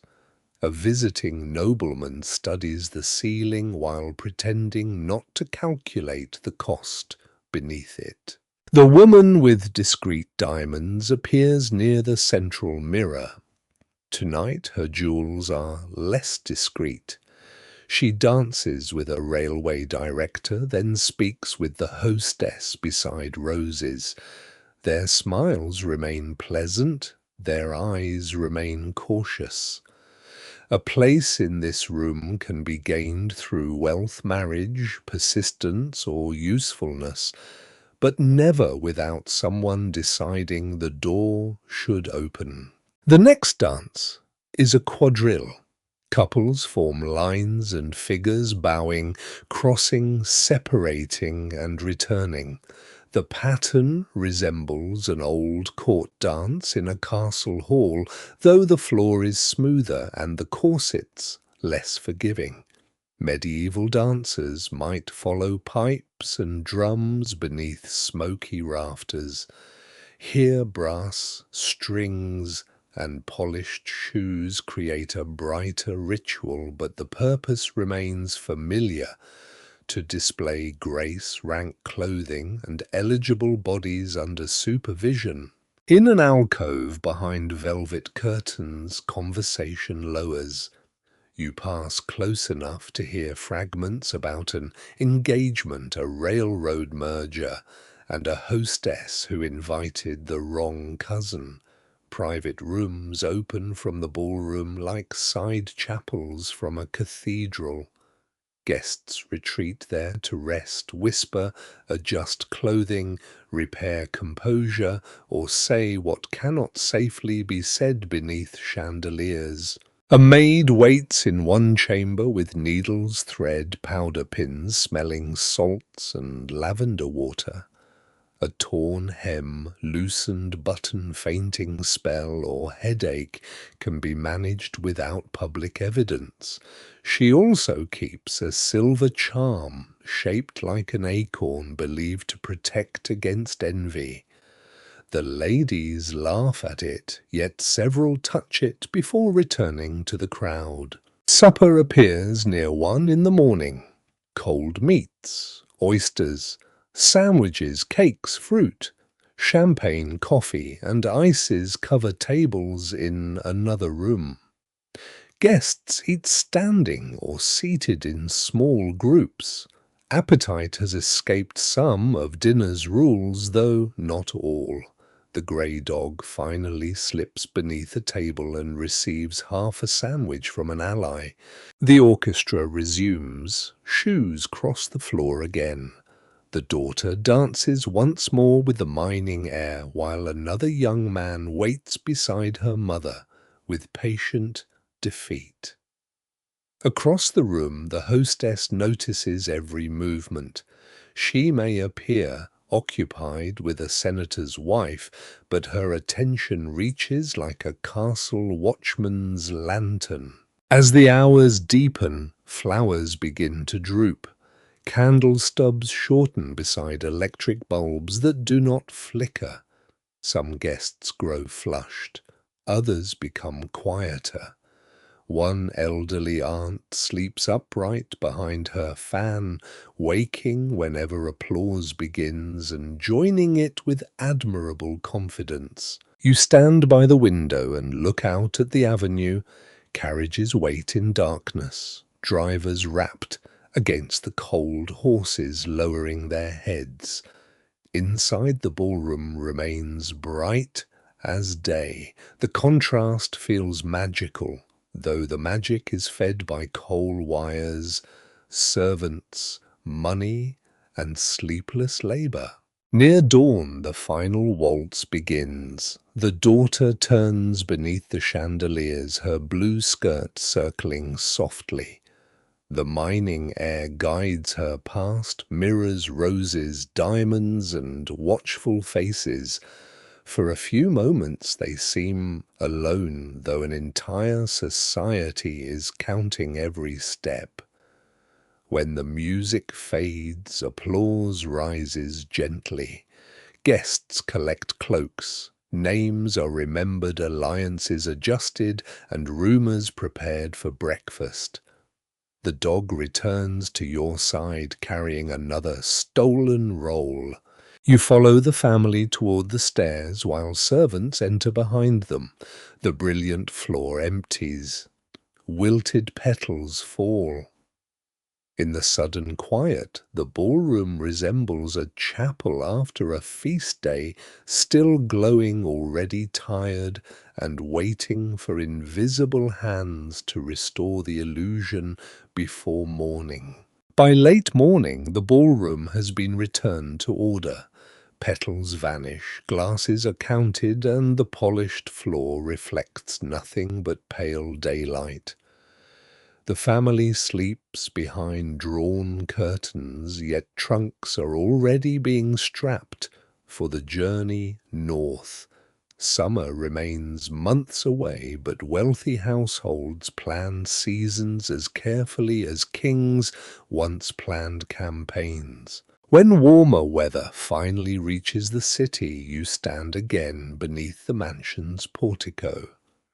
The iron gates open, carriages roll out, and servants carry hat boxes, leather cases, jewel chests, rugs, medicines, parasols, riding boots, and enough clothing to survive several minor coronations. The grey dog claims a corner of one wagon before anyone can object. You travel toward the coast by train, leaving behind soot-crowded streets and the heavy summer heat, trapped between stone buildings. The family occupies a private compartment panelled in wood, furnished with velvet seats and guarded from ordinary passengers. Outside fields unfold beneath a blue sky. Villages pass with church towers, barns, laundry lines, and dusty roads. Inside, iced drinks appear before thirst becomes noticeable. At Newport, salt air enters the carriage windows. Gulls wheel over the harbour. Masts rise beyond rooftops and sunlight flashes upon water. The town began as a working port, but now the ultra-rich arrive each season with households, horses, servants, silver, and social ambitions packed into crates. Your carriage climbs toward the great estates along the shore. Their owners call them cottages, which is a gentle joke made possible by possessing 50 rooms. Marble facades, towers, terraces, and columned entrances overlook the sea. Some resemble Italian palaces. Others imitate French chateaux or English manors. One appears ready to host an emperor, though its owner built it mainly for 8 weeks of dinners. No one can quite agree whether these houses are intended for rest or competition. Every new terrace seems to provoke another ballroom, another gatehouse, another garden wall. The word retreat becomes flexible when retreat requires a staff larger than a village council. You arrive beneath a porte-cochere where servants wait in summer livery. The house opens towards the sea through tall windows and broad doors. Unlike the dark city mansion, these rooms are filled with pale, stone-painted ceilings, mirrors, silk, and ocean light. Yet comfort again depends upon hidden labor. Windows must be washed of salt, gardens must be watered, linen must be aired. Coal still heats kitchen ranges even when sea breezes cool the guests. The grey dog runs straight through the hall and onto the terrace, where it discovers that gulls refuse to respect wealth. One gull steals a biscuit from a low table and escapes over the balustrade. The dog watches in stunned admiration. Beyond the terrace, lawns descend toward cliffs. Gardeners trim hedges into disciplined shapes. Gravel paths curve between roses, fountains, and classical statues wearing expressions of permanent mild disappointment. Imported trees stand beside native shrubs. Beds of flowers are replanted, so no fading bloom interrupts the season. A gardener hangs small bottles of sweet liquid among the roses to catch insects. Another ties strips of cloth around young trunks, saying it confuses harmful spirits as well as caterpillars. Some swear that planting rosemary beside the kitchen door keeps dishonest visitors away. The estate contains abundant rosemary, though the guest list suggests mixed results. In the afternoon, the family changes into lighter clothes. The mistress wears linen and lace beneath a broad hat. The daughter carries a parasol and walks with 2 companions along the cliff path. You follow as waves strike dark rocks below. Wind lifts ribbons, salt settles on lips, and distant sails move slowly across the horizon. The path itself becomes a promenade where fortunes inspect one another beneath open sky. Families meet by apparent accident at carefully chosen hours. Greetings are exchanged, invitations are hinted at, marriages, alliances, and rivalries travel along the cliffs more quietly than the surf. A young man arrives on horseback, his boots polished despite the road. The mining heir follows moments later in a small carriage. The daughter pretends surprise with admirable discipline. Her mother sees everything from beneath her parasol and speaks only about the weather. Later, you descend toward the harbour, where yachts wait at anchor. Their white hulls and brass fittings gleam in afternoon light. Wealth that once displayed itself through castles now sails beneath flags. Crews polish decks, prepare cabins, check lines, and load baskets for evening excursions. Guests step aboard in soft shoes and light coats, trusting servants, sailors, engineers, and favourable weather. Sailors keep their own beliefs. A coin beneath the mast may bring luck. Whistling can invite wind, though some captains forbid it for fear of inviting too much.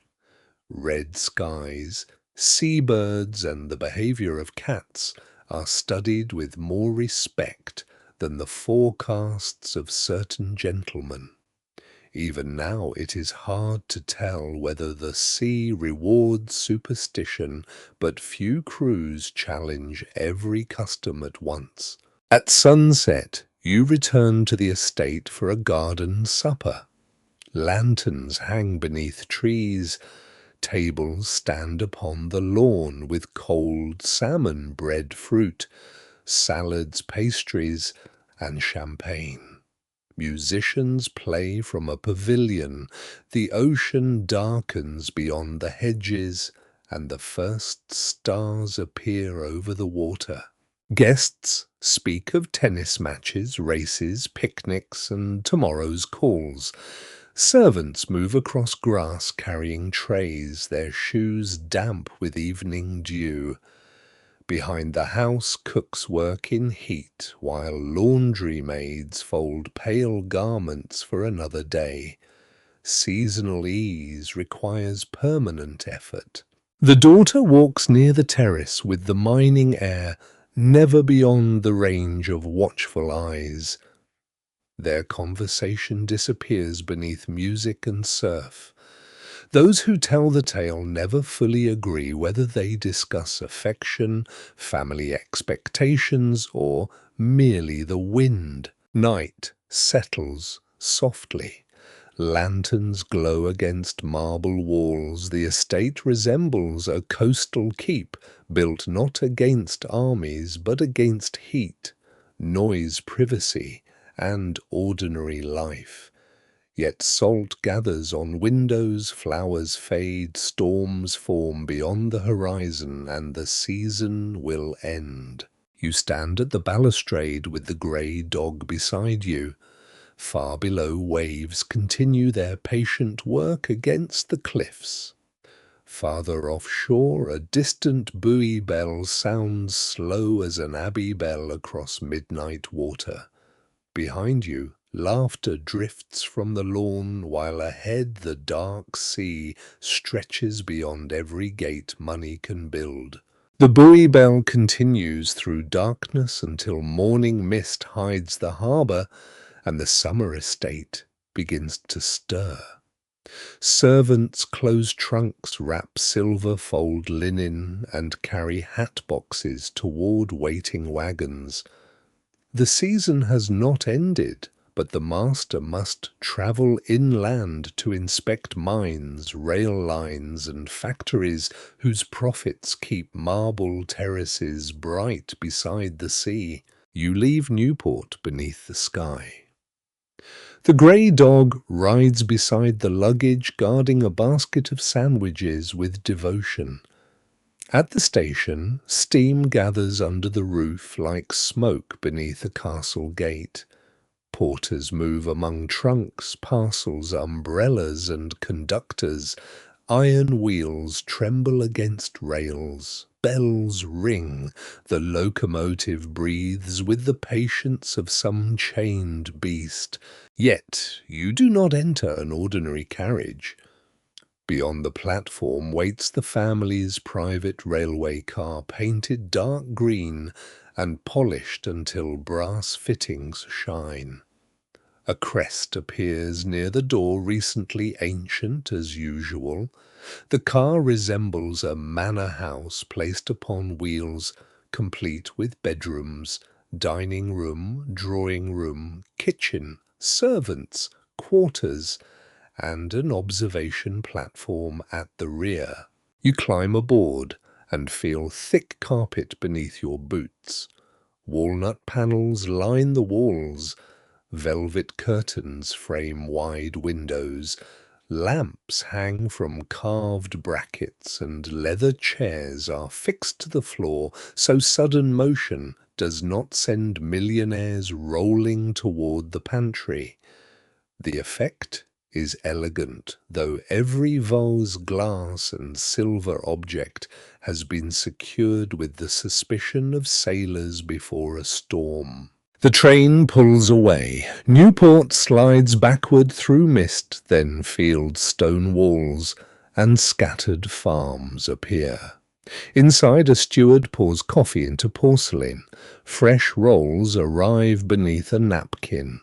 The master opens maps and reports across a writing desk, while telegraph messages wait in a leather case. Distance no longer requires withdrawal from business. His office moves with him, rattling over bridges and through valleys. In earlier centuries, a lord travelling between estates might spend days on muddy roads, sleeping in monasteries, fortified inns, or halls. Wheels break horses, tire rivers rise, and roadside shrines receive anxious prayers.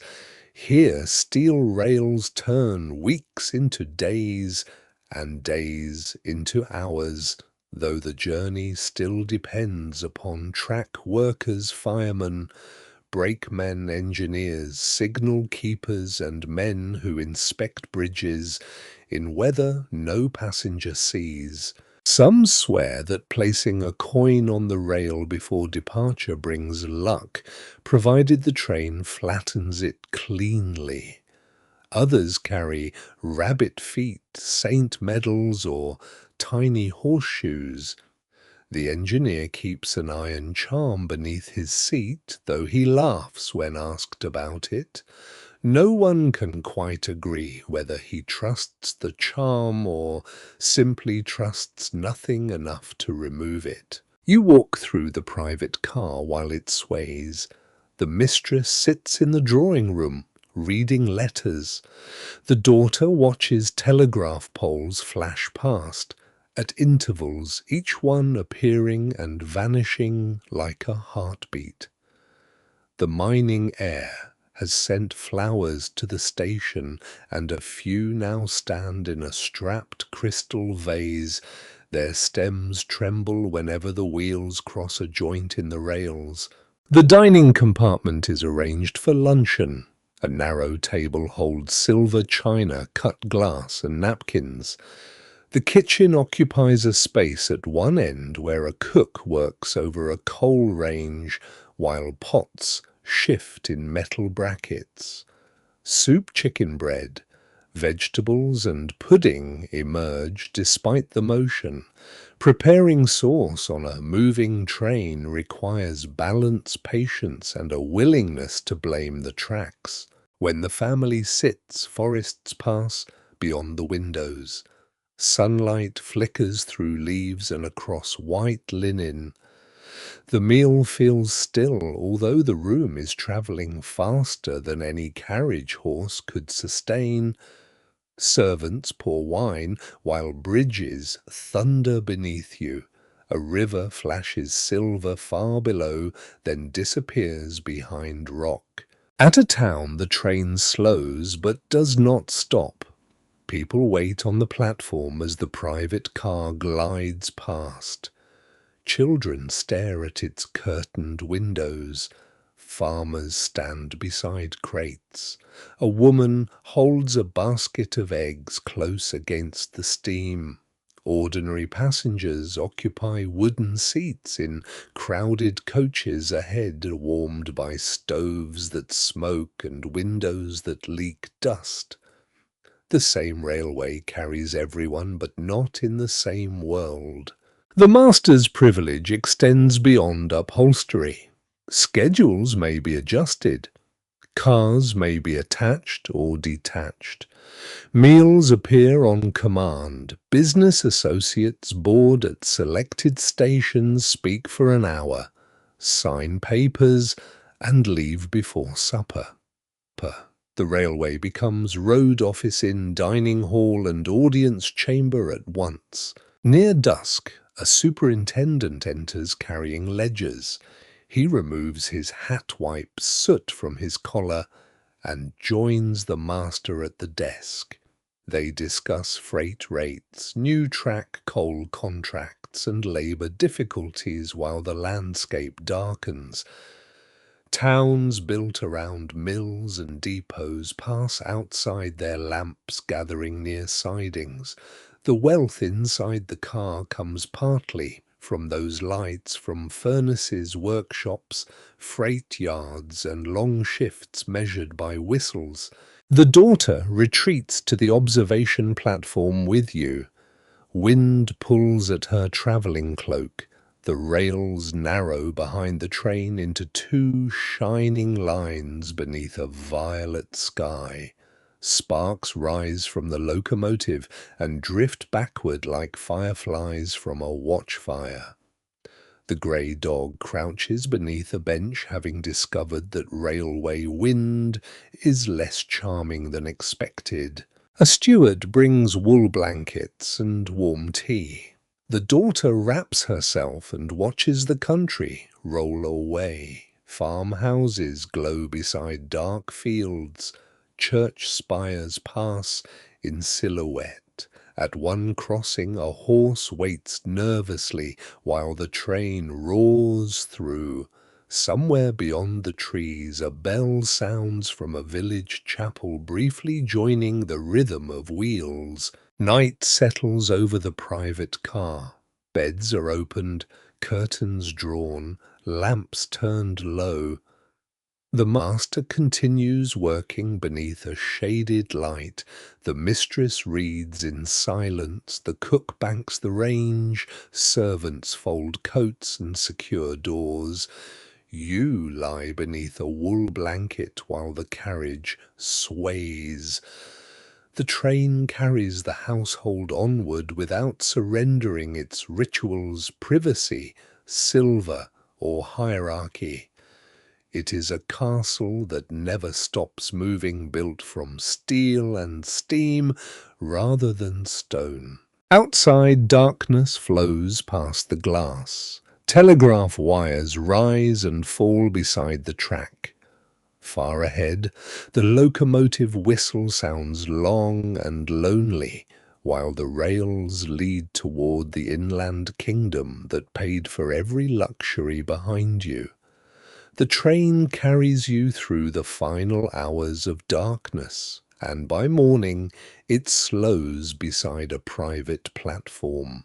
Mist hangs over fields.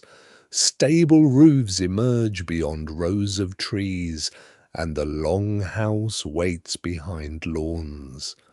Servants stand ready before the wheels stop. You step down with the family. The grey dog leaps after you. Porters unload trunks while a carriage waits beneath dripping branches. The daughter travels with her parents towards the main entrance, but two younger children arrive in another carriage under the watch of a nurse and governess. Inside, the house feels quieter than the city mansion. Its corridors are broader, its windows look toward fields, and its rooms carry the scent of wax, damp wool books, and wood smoke. Yet the nursery wing is separated from the principal chambers by a long passage. Wealth keeps children safe, educated, supervised, and often conveniently distant from adult conversation. You follow the governess through an oak door and enter a schoolroom warmed by a modest fire.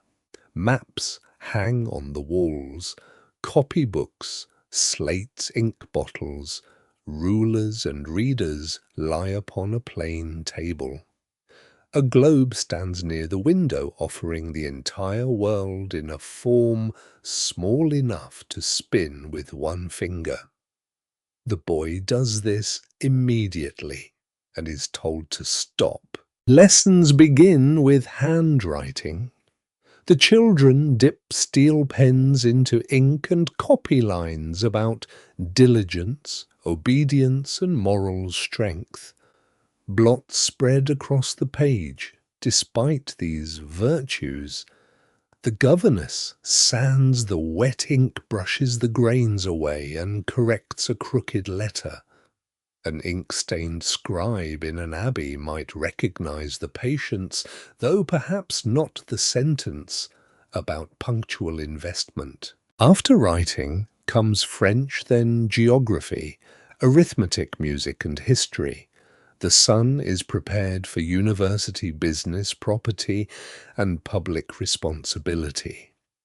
The daughter learns many of the same subjects, but her education also bends toward manners, music, household management, charitable work, and the social intelligence required to survive rooms filled with smiling rivals. No one can quite agree whether the children understand the size of the fortune awaiting them. The boy knows his surname opens doors. The girl knows her behavior is observed. Both know that mistakes travel quickly through family letters. Their day follows a strict rhythm. Breakfast arrives early. Lessons fill the morning. A walk follows, unless rain becomes too heavy. Dinner is served in the nursery, simpler than the meals below: soup, bread, roast meat, vegetables, pudding, and milk. They eat from sturdy china rather than the fragile gold-edged set used for guests. Even heirs must earn porcelain. The nurse keeps a small bottle of peppermint water for stomach aches and a linen pouch of dried chamomile beneath the younger child's pillow. She also ties a red thread inside one nightgown, claiming it prevents bad dreams.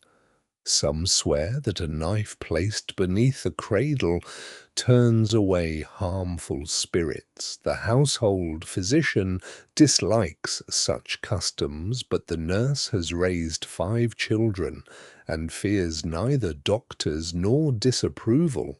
You accompany the children into the garden after lessons. Gravel crunches beneath their boots. A gardener trims hedges while another gathers fallen branches. The boy carries a wooden hoop. The girl holds a book but watches the drive, hoping for letters from the city. Their games are supervised. They may run, but not beyond the lower wall. They may ride, but only with a groom. They may visit tenant cottages, but not alone. Their world appears wide, filled with lawns, horses, trees, and distant hills, yet nearly every path ends at a gate, a timetable, or an adult instruction. The grey dog follows them toward the stable yard. There ponies stand beneath blankets while a groom checks tack. The children learn to ride early because control of a horse suggests discipline, breeding, and confidence. The boy mounts with enthusiasm. The girl adjusts her skirt and takes the reins more carefully. Their groom watches every step, ready to catch danger before it becomes a family story. At the edge of the paddock stands a small stone shrine left from an earlier owner, containing a weathered saint beneath glass. The family is not especially devoted to it, but stable workers leave flowers there before difficult journeys. Those who tell the tale never fully agree whether the saint protects riders or merely receives credit whenever horses behave. In the afternoon, the children are presented to their grandmother in the drawing room. They enter, washed, brushed, and properly dressed. The boy bows. The girl kisses a gloved hand. Questions follow about lessons, posture, music, and conduct. Affection exists, but it travels through ceremony. The grandmother studies them as future guardians of a name. She remembers when the family possessed less money and more uncertainty. Now she worries that abundance will soften them. The boy must become strong enough to manage businesses built by men he never met. The girl must marry well, avoid scandal, host properly, and carry family alliances into another house. Marriage is discussed indirectly around her like weather expected later in the season. Portraits of eligible families are not displayed, yet names recur at dinner. The mining heir appears in several conversations concerning the older daughter. For the younger girl, plans remain vague, though society has already begun measuring her future. You move upstairs at dusk as the nurse prepares the children for bed. Buttons loosen.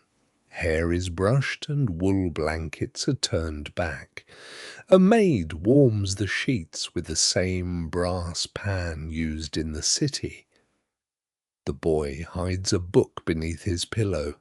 The girl keeps a ribbon inside a wooden box beside letters and pressed flowers. The governess closes the curtains and reads a moral tale in which obedient children prosper and disobedient ones encounter remarkably efficient consequences. The grey dog curls beside the hearth, exempt from instruction. Outside, wind moves through bare branches. A distant estate bell marks the hour. The children lie beneath warm blankets guarded by servants, walls, money, and expectation. Their lives are protected from hunger and cold, but not from duty. You leave the nursery quietly, carrying the smell of ink, chamomile soap, and wood smoke. Behind you, the younger child whispers to the nurse. Ahead, the corridor leads toward the adults, rooms where fortunes, marriages, and family futures are being discussed beneath lowered voices. You follow the corridor toward the adults' rooms while the estate settles into evening. Doors close softly. Fires crackle behind brass screens. A clock marks the hour like a monastery bell across winter fields. A maid leads you to the guest chamber at the far end of the house. The room is large, but warmth has a difficulty reaching its corners. Heavy curtains cover the windows, wool blankets lie across the bed, and a faded tapestry softens the outer wall. Rushes are not scattered across the floor as in an older hall, yet the rug smells faintly of damp wool, and cold air still finds the gap beneath the oak door. The maid sets a candle beside the bed, places hot water on the washstand, and checks the fire. Before leaving, she slips a sachet of dried hops beneath the pillow. Some swear hops encourage sleep and troubled dreams. Others prefer lavender or a silver coin under the mattress. No one can quite agree which remedy works, though sleepless people rarely object to trying several. You lie down, but the house does not become still. From beyond the wall comes the low murmur of the master, and mistress speaking. Their voices remain controlled, yet strain passes through the plaster. A telegram has arrived from the city. Markets have fallen. A bank connected to one of the master's ventures may be weak. A railway bond once praised at dinner is now discussed in clipped phrases after midnight. The master insists the trouble is temporary. The mistress asks how much is at risk. Silence follows enough to become an answer. Fortunes of this age appear solid in marble, silver, land, and jewels, but much of their strength rests upon paper. Promises, loans, shares, and confidence. A rumor can empty a bank, a failed company can pull another down, a railway empire may span a continent while depending upon nervous creditors. You turn beneath the blankets and listen as a drawer opens. The mistress may be counting jewels, letters, or household accounts.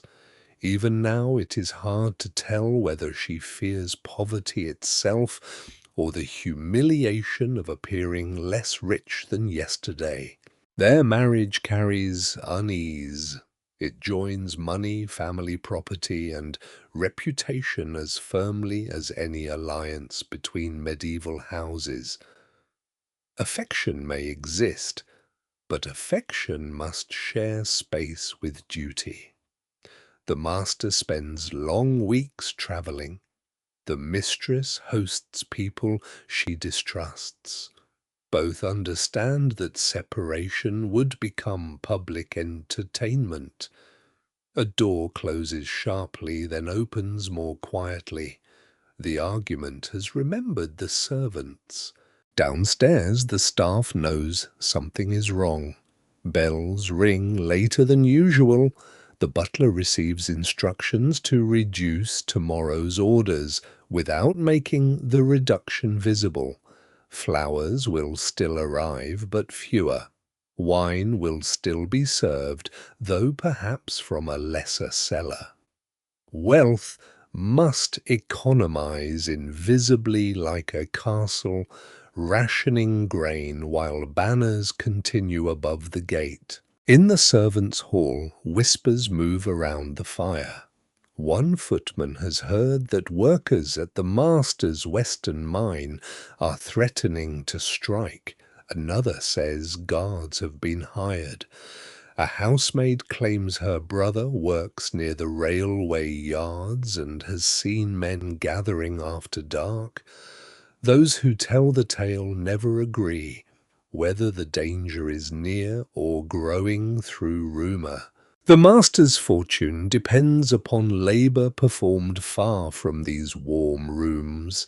Men lay tracks through snow, descend into mines, load freight, tend furnaces and repair machines beside moving belts. Their wages are discussed as expenses. Their anger is discussed as a threat. Their injuries appear in reports written by clerks who never smell coal dust. You hear footsteps in the passage. A secretary carries messages between the study and the telegraph office. His candle throws a long shadow. He looks as tired as an ink-stained scribe copying disputes through the night, except his parchment arrives in narrow strips and demands immediate answers. Another sound follows, quiet weeping from a nearby chamber. Perhaps it is the older daughter. The mining heir's family may have withdrawn from an understanding, fearing financial trouble. Perhaps the daughter herself wishes to withdraw. Marriage can rescue a fortune, unite businesses, or settle rivalries. It can also place two unhappy people beneath one painted ceiling for decades. A companion crosses the corridor carrying smelling salts water. and a folded shawl. She passes without speaking. Privacy in such a house is carefully performed and rarely complete. The grey dog appears at your door. Someone has left it ajar, and he pushes inside with his nose. He circles twice upon the rug, settles beside the hearth, and sighs with the satisfaction of a creature whose reputation cannot be damaged by newspapers. That thought matters tonight. Reputation is another invisible estate defended with more urgency than land. A daughter seen with the wrong man, a son gambling too openly, a servant selling letters, a business partner arrested, or a hostess omitted from an important invitation can weaken a family's standing. Newspapers feed upon these fractures. Society condemns scandal while reading every detail. The family employs lawyers, secretaries, companions, and loyal servants partly to control such stories. Letters are locked behind iron keys. Visitors are received or refused. Illnesses become exhaustion. Debts become temporary arrangements, arguments become misunderstandings. A person may be ruined less by what happened than by who describes it first. Outside, wind moves through the trees and presses against the windows. The candle shortens. The fire settles into red coals. Yet the house remains awake, guarded by money and frightened by its possible absence. Near dawn, the master walks alone through the corridor. His steps slow outside the nursery, then continue toward the study. For a moment you imagine him listening to the sleeping children, whose future depends upon decisions being made before sunrise. The dog lifts its head, then lowers it again. You lie beneath the blankets while the estate waits between darkness and morning.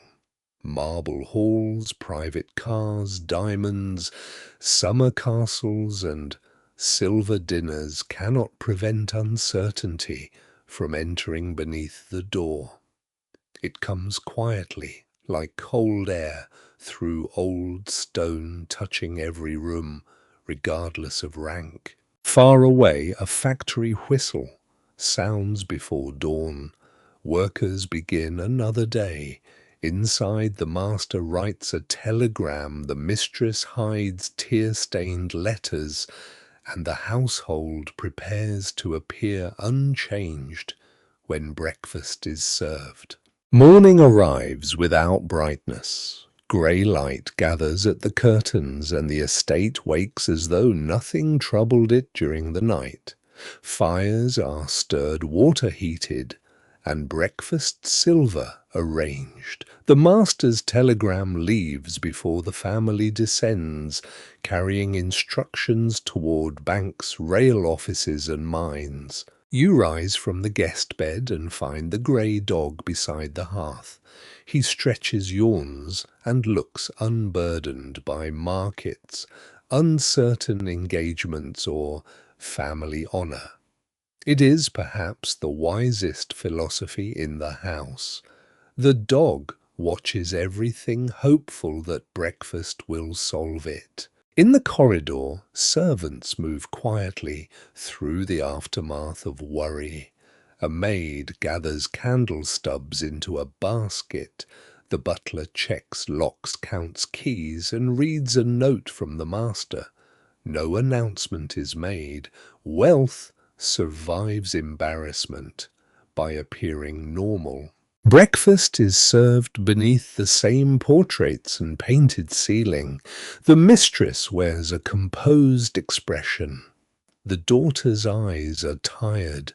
The master folds his newspaper carefully.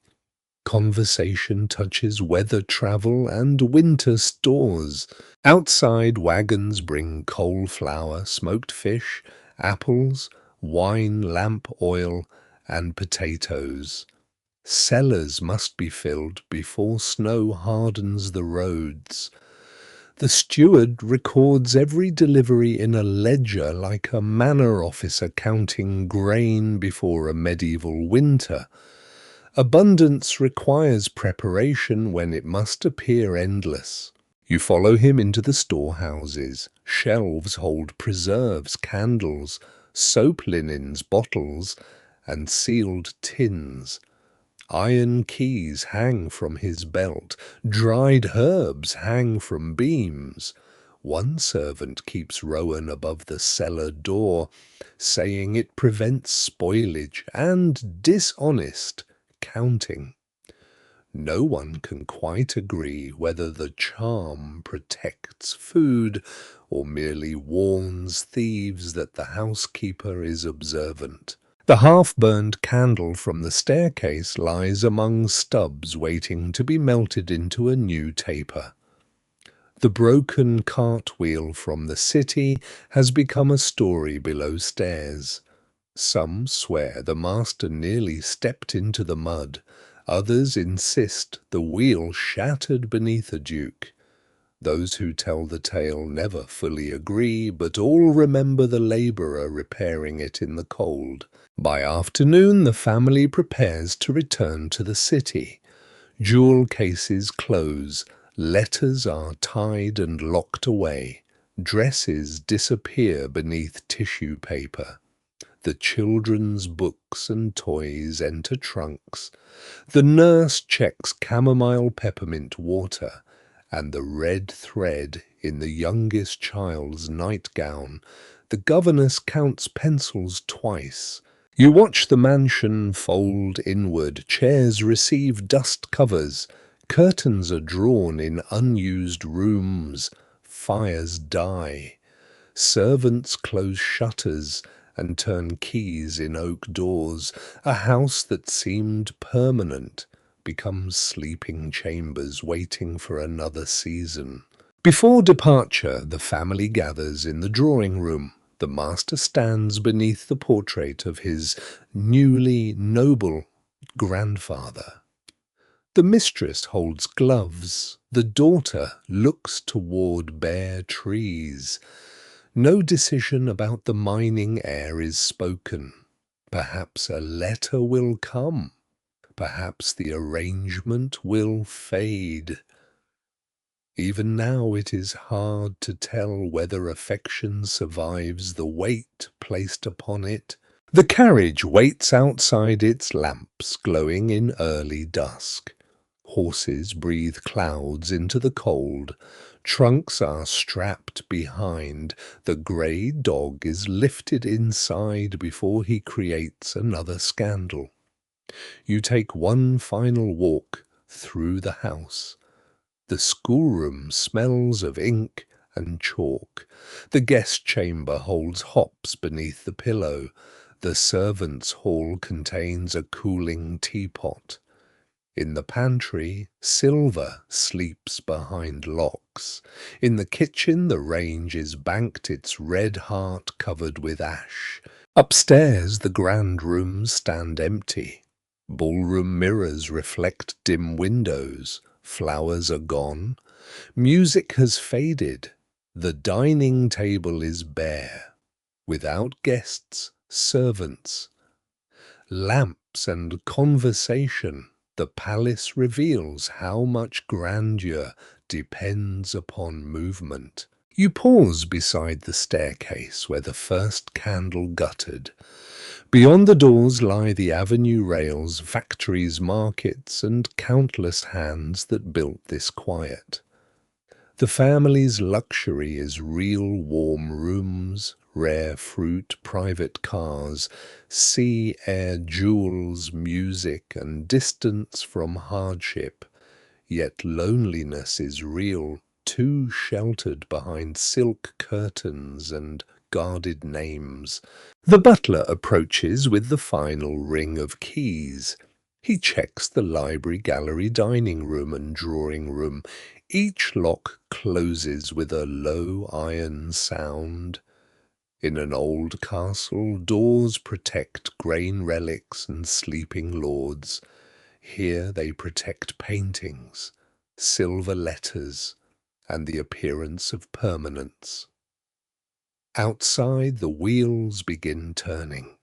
You step through the entrance and the heavy oak doors close behind you. The iron gates open once more, then slowly shut after the family passes. Now the movement eases and the long day releases you. The avenue grows quiet beneath a pale evening sky.